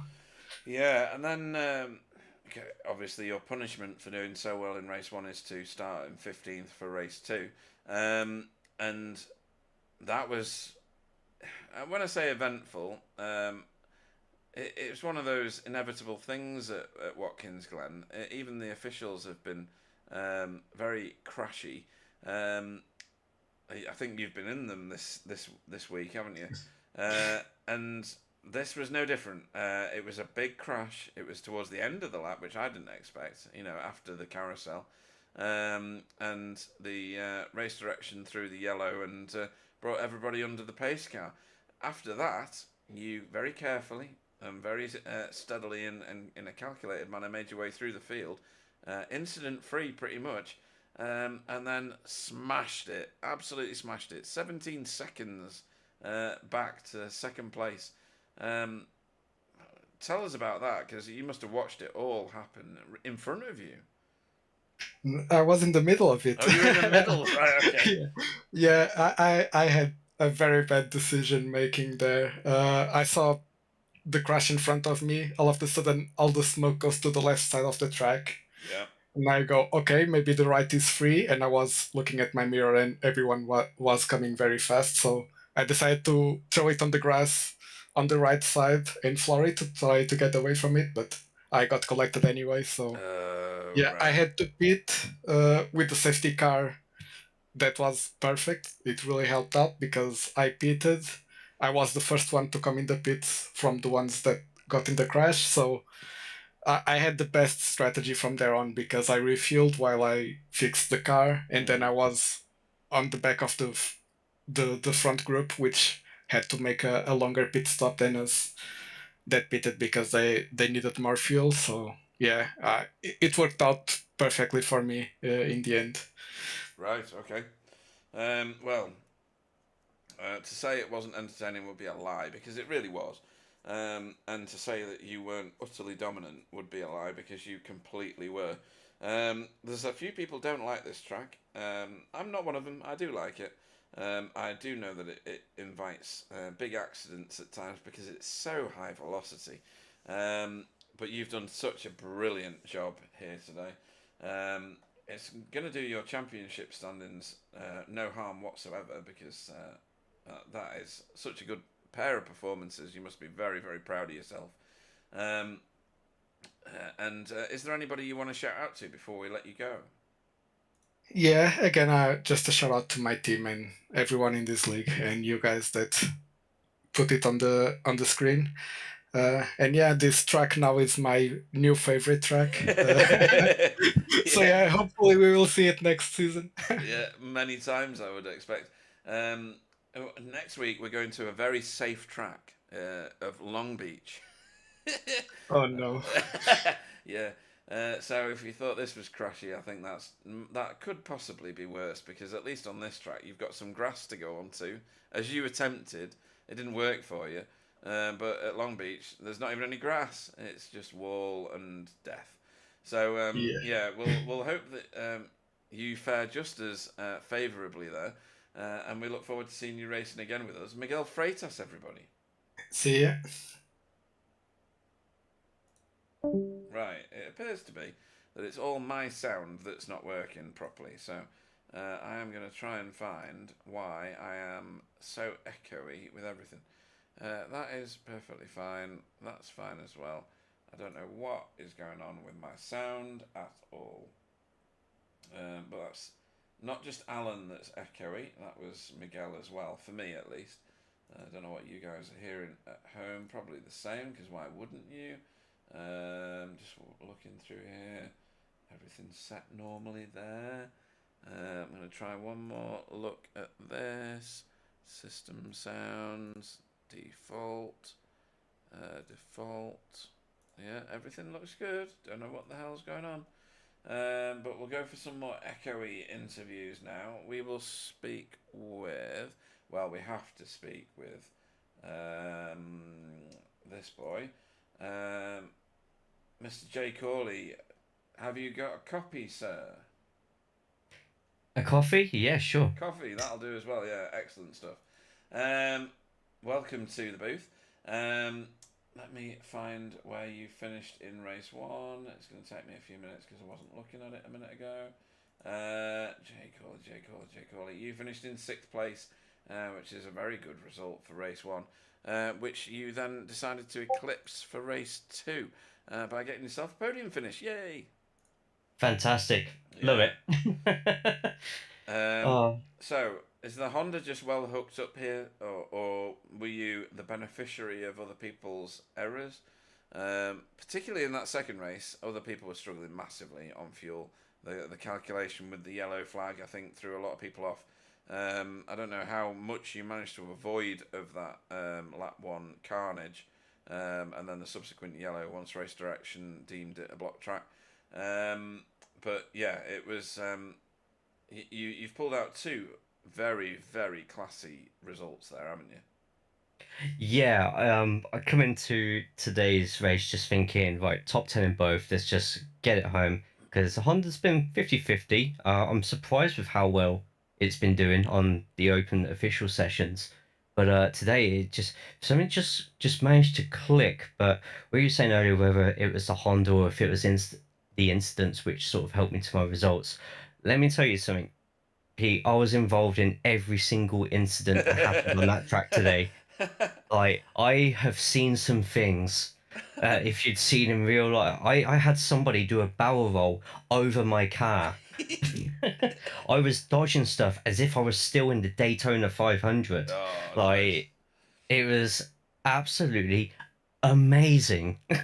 Yeah, that was. Whilst it was a crashy, it was a crashy pair of races to be honest. But Watkins Glen, because it's high velocity, although it is a proper road racing track, when crashes happen, it gathers entire fields. You know, nobody is immune to it. It makes very entertaining racing, absolutely. But you know, you can get some great results out of it. We've seen some footage, as I've said a couple of times in the broadcast, from people who have done officials, and it's no different in the officials. It's been really crashy this week. Do you know what's going to be even more crashy? Go for it. Long Beach next week. I can't wait. In fact, I'm just going to tell you now, someone is taking a dunk inside that fountain. Yeah, yeah. There's a Whether bath. they like it or not. Yeah, there's a bath there for somebody, isn't there? But honestly, tonight's performance by you, it's the best that I've seen. Obviously, is this your first podium with us? I think it is, actually, unless I've had a lucky one in race 2 before. Trying to think where I finished at Silverstone. Silverstone was a good week for me. Right. But in memory, I'm just going to go on a win and say, yeah, today was the best yet this season. Yeah, I think so. And where are you in the standings? You are pro license. Let me go and have a quick look. Pro license, where's that? That's there. You are 9th in that at the moment. I think tonight you're going to haul some mail, possibly bring yourself up to, I'm going to go with 7th, which would be great. Obviously, we've got Long Beach next week, as I've already mentioned, which could be interesting, in inverted commas. And then, obviously, Season 16 is available for people that sign up as well. I'm going to plug that a few times as I go. But, yeah, this has got to be the most solid performance that I've seen from you. If you were caught up in it, then your strategy for recovering from the carnage that you were caught up in has been spectacular. And I think that the Honda has performed very well for you and obviously Miguel tonight. Anybody you want to shout out to? Your sponsors, your friends, before we let you go? Oh, just everyone who comes in, asks about the league, and I try and put them your lot's way. Always keep the links for Discord and stuff in video descriptions. Everyone who I've raced today, it's been absolutely amazing. Spence on the second race, especially. I don't like the fact that he pipped me outside the pits. That hurt quite a bit. And getting across the line with about a quarter of a litre of fuel left meant really it was going to happen anyway, to be honest. And yeah, just thanks to everyone for making the crashes spectacular, especially the barrel roll across the top of my roof. I'll be sending you the bill for that one. That's failing the MOT, I swear. But no, it's been a fantastic league this season. I'm looking forward to Long Beach, and hopefully this isn't the last time I'll be getting on those steps of the podium. Yeah, hopefully that's a feature of all the races going forward. Very dynamic racer, very entertaining, and such a nice bloke. Jay Corley, everybody. Thank you very much for having me. What a nice guy. Right. Sam Blease is clearly doing an autopsy on something in the interview room. He's sharing his screen at the minute. Right, next into the booth, we are going to pull in Spencer McCarthy. Good evening. Good evening. Good evening. So, where did you finish in the first race? You did all right tonight, didn't you? You certainly hold a lot of points for Geodesic. You were fourth in race 1. You were second in race 2. Well, I'd take that as a third and a first. Well, yes. Because there was clearly someone cheating really badly tonight, and we obviously we won't talk about it too much, obviously. Yeah, we won't mention Portuguese grip packs or Portuguese. Portugal.exe. Yeah. Yeah. Oh dear. He absolutely smashed everybody. So we'll consider that Miguel didn't actually take part at all for the sake of this. I didn't think this was multi-class. Was it? Is it? Apparently it is. Yeah. With like boosted LMP2 TCRs. Yeah. No, I mean, seriously, his pace was insane. Like he's cruising around doing 16.1s, and we're all struggling to get into the high 16s. He did a 59 in the 115.9 in the first race. Yeah. Something wrong with that boy. Good thing. That's mad. Yeah. I mean, amazing. I'm going to try. I'll probably save the replay and just do a few laps on board with him. I think because it surely must be mega in car with him. Yeah, I mean the Civic did all right tonight overall. If you look at the standings, Jay Corley made it work for him. He was caught up by his own admission in every crash that ever happened, and still managed to get a third place behind you. He said that your overtake on him was, was it done in the pits? Because he seemed a bit put out by it, or was it leaving the pits? As we came out or something, yeah. He's a bit annoyed about that, I think. Yeah. But again, great performance by you. Second place in race 2. How did you get on with that massive crash? Well, I was obviously luckily got a really good start. Overtook quite a few around T1. Got another one going into the bus stop. Was looking at a decent place coming up behind Fiona, and I think there was probably just a bit more of a concertina at this track, maybe with a reverse grid than we've had so far this season. Maybe I don't know how many numbers we got in tonight. 23. 23, so still decent. Yeah, good numbers. But I guess with the kind of the ejection of kind of Mr. Walker and maybe some of the others for the on the previous race, and obviously flashy, annoying flashy. Yeah. He was down as well, so maybe it put a slightly different mix of people on the pole at the restart. Not calling out anyone particularly. It's just the way it is, right? And so all of a sudden you've got a different driving dynamic in the first couple of laps, and I think that might have concertinaed around a bit more, which then meant So I as I was coming out of the big long turn, I don't know what number that is. Carousel. The carousel, yeah. As I was coming out of there, I seemed to have a good overspeed on Fiona as I came out. Was then on the outside, and then the guy behind, who was Ica, also had a run as well on Fiona. So we both kind of came along. I thought it was kind of too wide. I was waiting for Fiona to kind of resume kind of racing line, but then obviously Ica was going down the outside, and I think there was a little bit of door to door. And then it just was one of those netcode or / kind of iRacing. She disappeared stage right. Okay. And then that started off that big melee, I think. Right. So yeah, it doesn't look like there's anything malicious in it. I just think it was just the fact that we were all trying to hold a bit of track and with a bit of space around, and it just didn't work out. No, and we saw it in the first race as well with 3 wide, didn't we? Going out of the first corner. Yeah, I was just going to say that. I think it's just competitive people doing competitive things all at the same time, and it often takes just one person to go, do you know what, I'm not having any part of this. But Watkins Glen just lends itself to, it's a fast track, I'm going to keep my foot in, because if I don't, I'm going to lose more than I'm going to gain. There's so much time. Yeah, and then you realise, actually, I just lost all of my car bits. Yes. Now I can't race Yes. at all. Whoopsie, So, where is my other oops. 3 wheels gone? Yes. Yeah, I'm holding the only wheel I have left on the car. Oh dear. Yeah. But yeah, you've done brilliantly well. Yet again, it was great It watching was, you making your way through actually, and you got to David Johansson. That was a good little battle.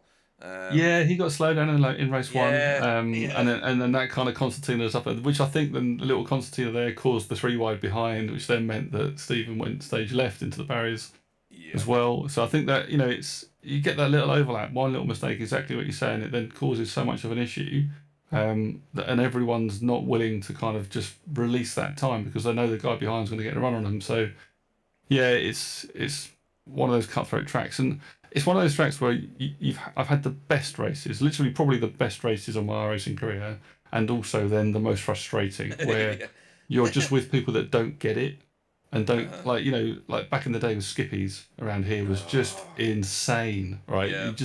It was changing lead every lap, 3 wide all the time. It was just mental, and if you were in with a good bunch of people that knew how to race with space, it was mega. But yeah, sometimes you'd get the one guy that was like, I'm going to go from 4th to 1st. And that was it. He'd just cannonball everyone. Yeah. But I remember those days. I think I was that guy. Yeah. But we're going to a dead safe track.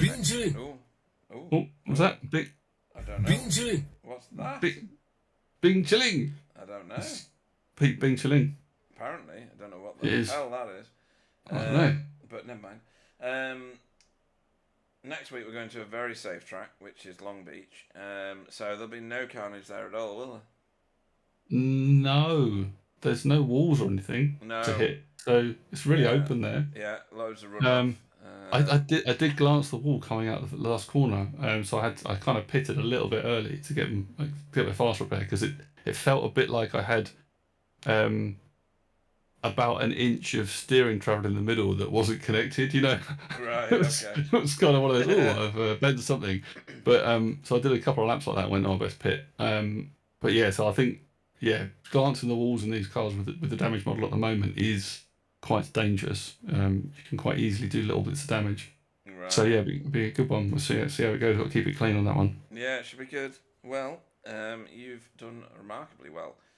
Given the fortunes of others in this race, and hopefully you're very proud of the result that you've achieved. Indeed. I don't think there was any catching, Miguel. I think the Portuguese.exe hacks that were going on meant it was out of your reach, and we'll pretend he didn't actually finish any of the races. I'll delete him from the results. Obrigado.exe. Absolutely. Yeah. We'll look forward to seeing you next time. Anybody you want to shout out to before we let you go? Sam for throwing me a set last minute. Bearing in mind I obviously hadn't done any laps at all before practice, so hooray! So it was nice to do practice in the dark and then just go straight into a different track. That was also really nice. Yeah, that's my gift to you. Appreciate that. So yeah, 0 practice. So really, shout to Sam. I mean, he's as you know, he's a massively good member of the community of BSTV, and he shares so much with everyone, and he's such an honest guy. So yeah, big shout out to him, and you guys obviously, and you tonight really for putting the time and effort into doing the broadcast. Let's hope for a lovely finale next. Oh no, is it finale next week? Yeah. Nice. Final race week, and then season 16 already available for people to sign up on the website. Yes. I'll plug that once more. I'll be doing that. Excellent stuff, and we will look forward to seeing you racing at the very safe Long Island track next week. Spencer McCarthy, everybody. Thank you very much. See you later.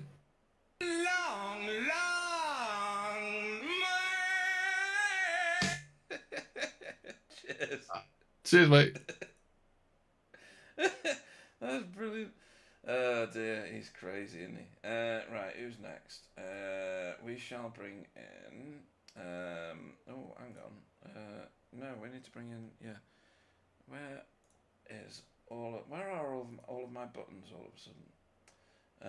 So we're going to bring in our current reigning champion, Sam Blees. Good evening. Good evening. Evening. My sound is still echoey. Don't know why.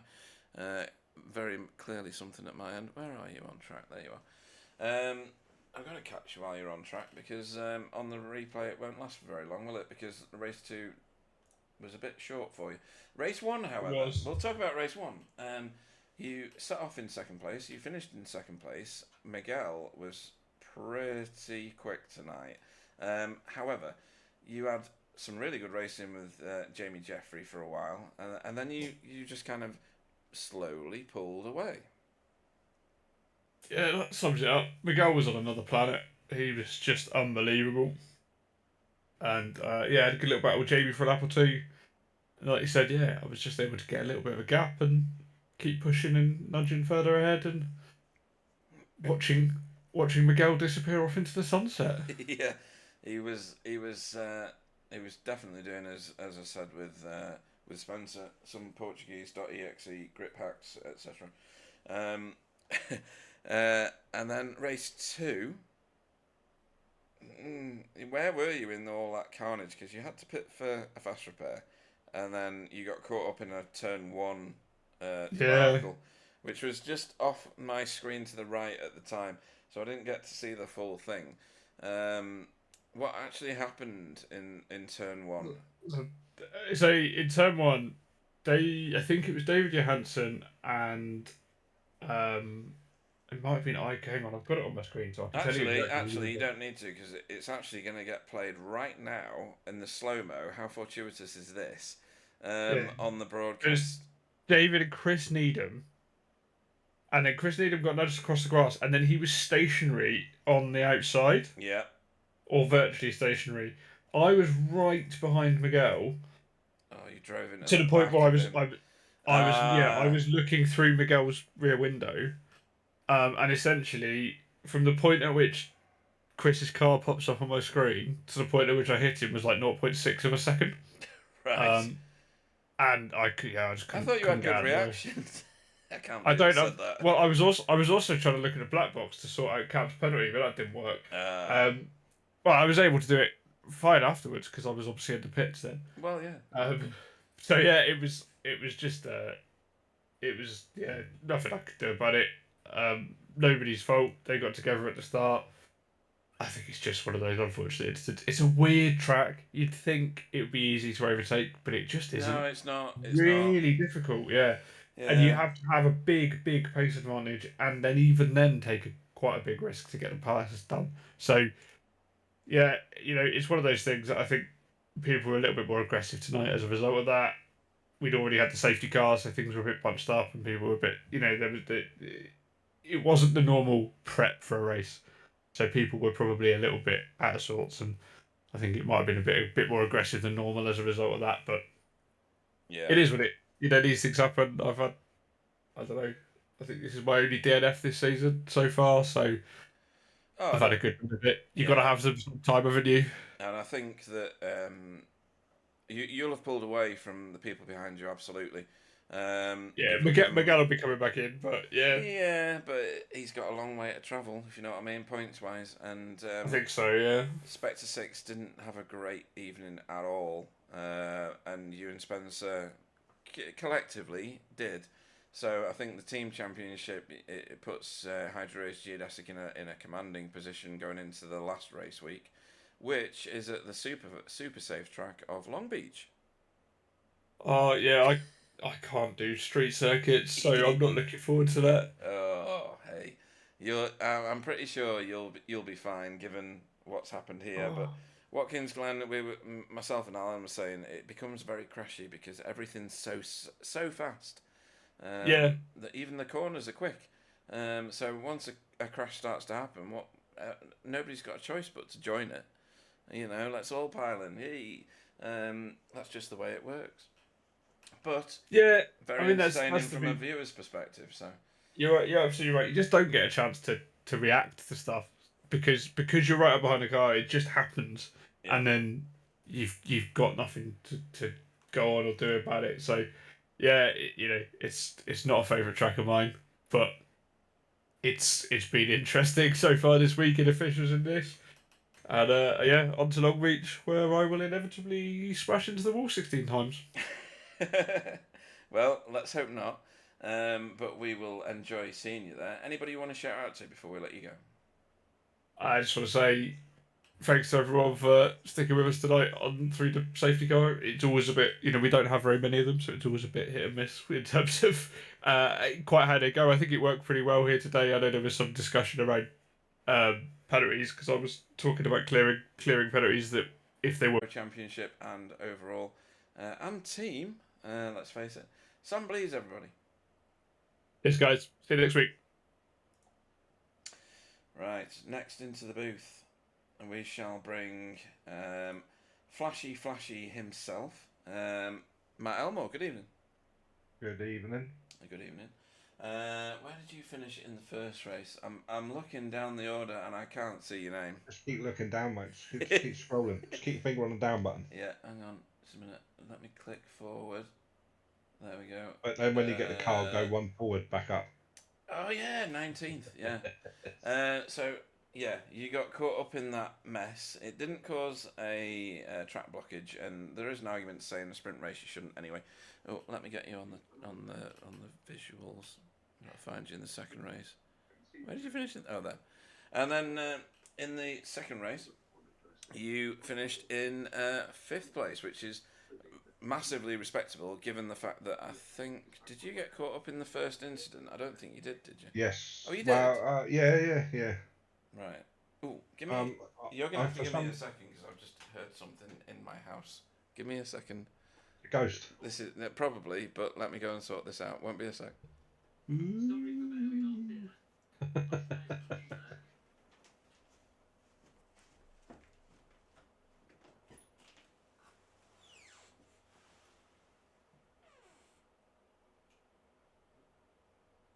Violent commentary.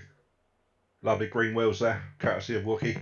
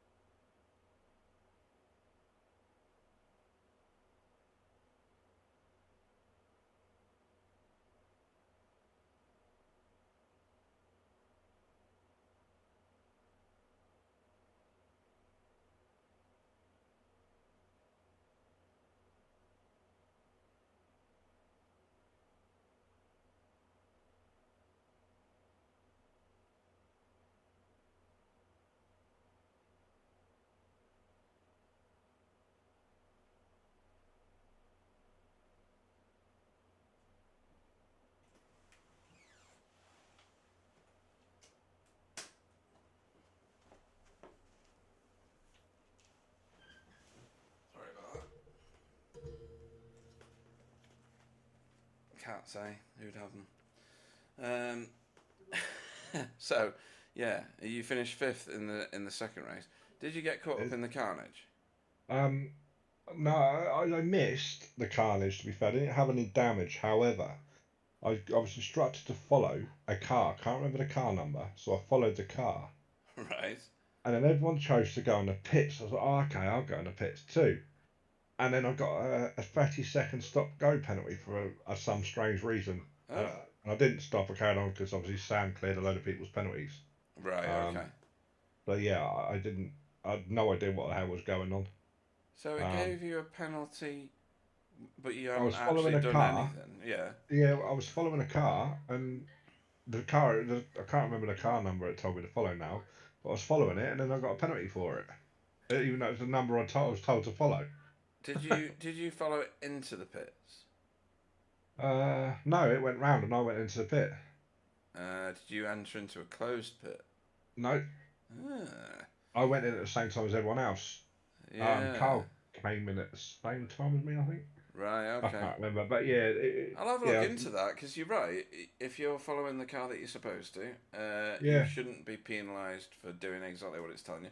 Sam did It say that wouldn't. there was some funny stuff going on, because he was Yeah, clearing I don't penalties. think it would have mattered to any race positions or anything like that. Right. It was just a weird, like, call it a glitch if you were, or a bug.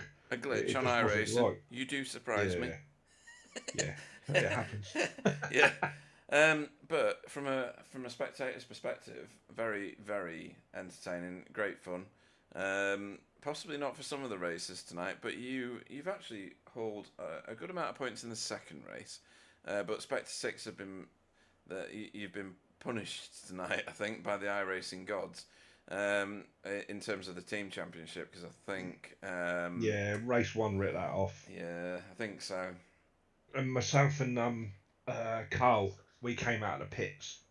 And we both, I said to Carl over the comms, I said, look, let's just stand fast where we are, because I can't remember, it was about 5 cars in front. And obviously they're all in a battle in the AM Championship, so we decided not to try and unlap ourselves and just sit there. Yeah. And then concentrate on race 2, which we did.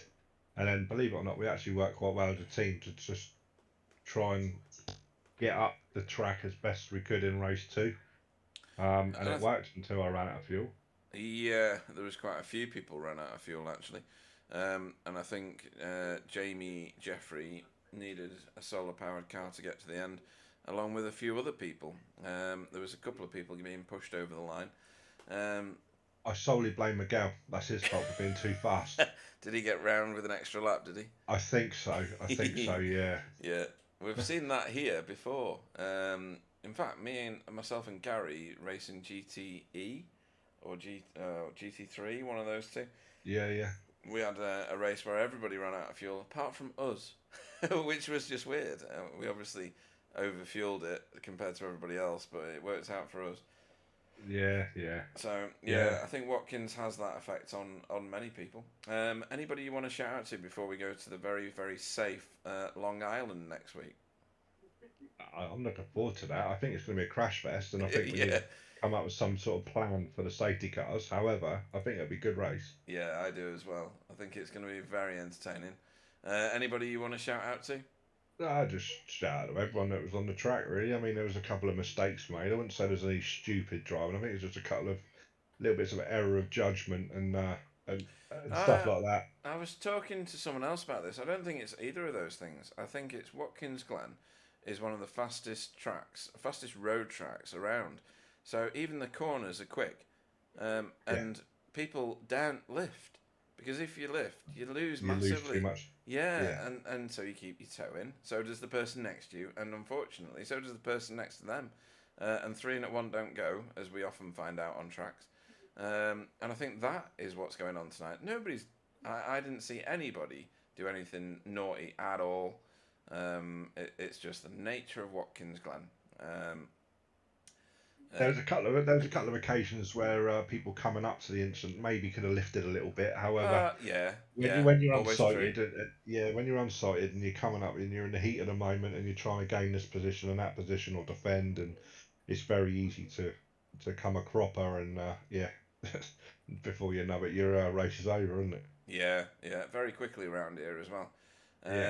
And well, I was going to say something else then, and I've completely forgotten. So it must have been a load of nonsense. Did you notice the synchronised light flashing from me and Carl at the back in race 1? Well, given the fact that I made a new rule during the race tonight that people got penalised 1 point for every flash of the headlights, you're now on minus 1.2 million points. I was gutted it wasn't a night race. So when it was a night race, and I was like, this is going to look awesome. Oh dear, hilarious. But yeah, we're going to look forward to seeing you probably mounting the fountain at Long Beach next week. I'll make it my mission. Excellent. That's what we're looking forward to. And we will see you hopefully in season 16 as well, because that's open for sign-ups now. Maybe. I don't know yet about next season. Fair enough.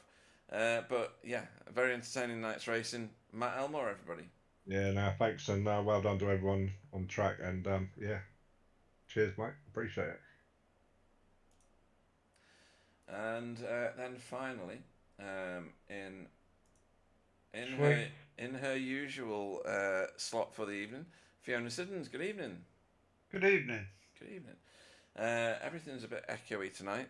It's clearly at my end. We thought it was Alan's internet at first, but it's not. It's mine. So hopefully nothing goes wrong with this interview.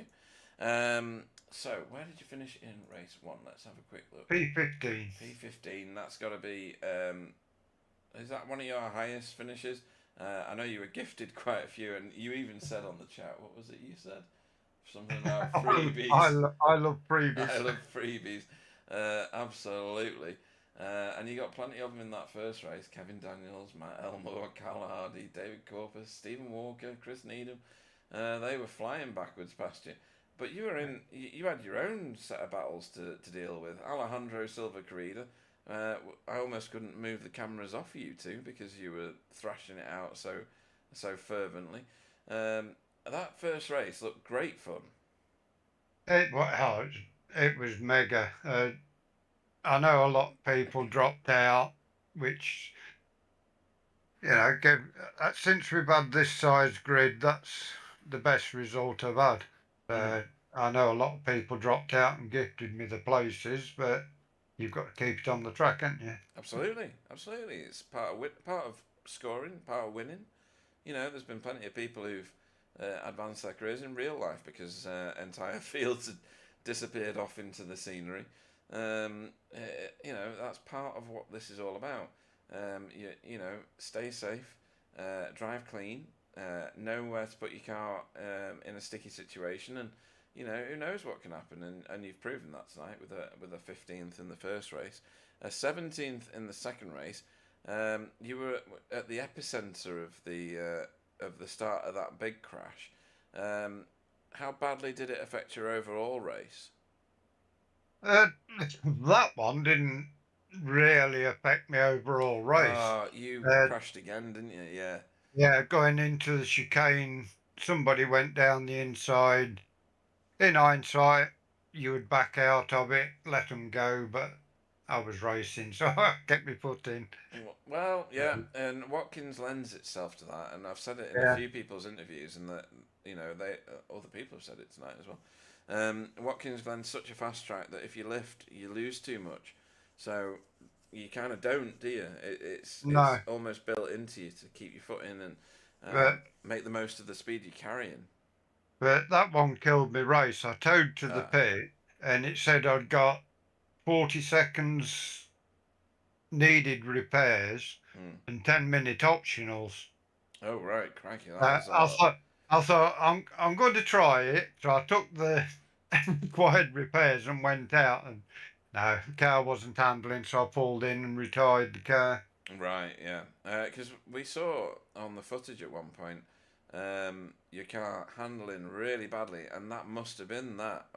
I had it down as a technical issue or something to do with internet, but it all makes a lot of sense now. It was whilst your car looked perfect underneath the hood and stuff, it really wasn't. It was broke. Right, okay, that makes sense of that. I mean, obviously, if I took the whole lot, well, race would have been over. The race was finished anyway, so I thought, take the required, leave the optionals and give it a try. If it works, it works.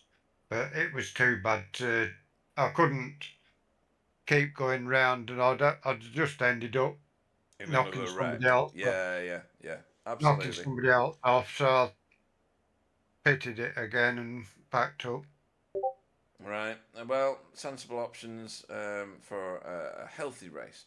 If it had been half decent and slow, I would have kept going. But yeah. No, not like that. No. Well, we're going to the very safe track of Long Beach next week, so no crashes there, eh? Nah, not many, I don't think. Maybe just the one. I think the safety car will win the race. That's class. That's nearly as funny as the Bang Juice thing. That absolutely buckled me for weeks. That one, that was class. Well, hopefully you're going to be with us next week. I know you often go banging your drum for Sheffield Steelers. Or is the season finished for them? I can't remember now. No, the season's not finished All right. until I think it's first week in April. I think. Oh, okay. Not that far away, but yeah. Well, I'm not banging my drum next week. Okay. Think the next Wednesday when I go drumming is the 13th of March, a Wednesday. That's the Challenge Cup final, so I'll be away then. All right. Yeah, that'll be the first race week of season 16. Yeah. So yeah, okay. But yeah, I thought tonight was very entertaining. The first race, couldn't get the camera off you pretty much. Lots and lots of footage of you and Alejandro and Andrew, and who was the other one that was racing with you? There was 4 of you at one point. I think it might have been Jason. Yeah, I think it was. I think he was and, in there. And Arnaud Chenonnier. Yeah. He was on a bit of a recovery drive for a bit of it. But yeah, very entertaining tonight. Looking forward to Long Beach. Anybody you want to shout out to before we let you go? You guys for putting the stream on. I know Alan's not here, but Alan for giving his 2p worth on the commentary. Everybody who works in the background to make this happen, and everybody who was racing. Awesome stuff. In that case, we'll let you go and start your practice for Long Beach, and we'll see you racing next week. Fiona Siddons, everybody. Yeah, see you next week. So that brings tonight's interviews to a close, and really tonight's racing. It's been a very, very dramatic night's worth of racing and crashing. There was plenty of that tonight. I don't think any of it was naughty in any way, shape, or form. It's just Watkins Glen doing Watkins Glen things. Excuse me. What I do know is Miguel absolutely smashed it and dominated the field. Absolutely. Spencer has done very well tonight. Geodesic have done very, very well. Hydro Race Geodesic have done very, very well over the course of both races, and that will have done wonders for their team position. We'll see what happens in the standings in about half an hour after the broadcast finishes. It's been a highly entertaining meeting. Sorry about the sound. I don't know what's going on with it exactly. I will sort it out for next time. I can see that David Johnson sent me a message in the chat saying what is going on with the sound. It's been very, very tinny and echoey all night. But yeah, I will make sure that that is not the case for next time. Thanks to everybody that watched, everybody that raced. Thanks to Alan for joining me in the booth. I need to come up with a driver of the meeting tonight, and I think my driver of the meeting has to be Jay Corley. He had a very, very well positioned race 1 in 6th, and to get on the podium in this league is no small challenge at all. So Jay Corley's getting my vote. Miguel's already had Sir Alan's vote. And that brings the broadcast to a close. Join us next week for Long Beach. It's going to be very, very dramatic, very interesting, and I'm already looking forward to the prospects of that race. It's the last race week of the season. Season 16 is available for people to sign up, as I've said many times, and I'll continue to bore you to death with it until the field is nice and full. Plenty of people signed up already, and it's going to prove to be a fantastic season, just like this one.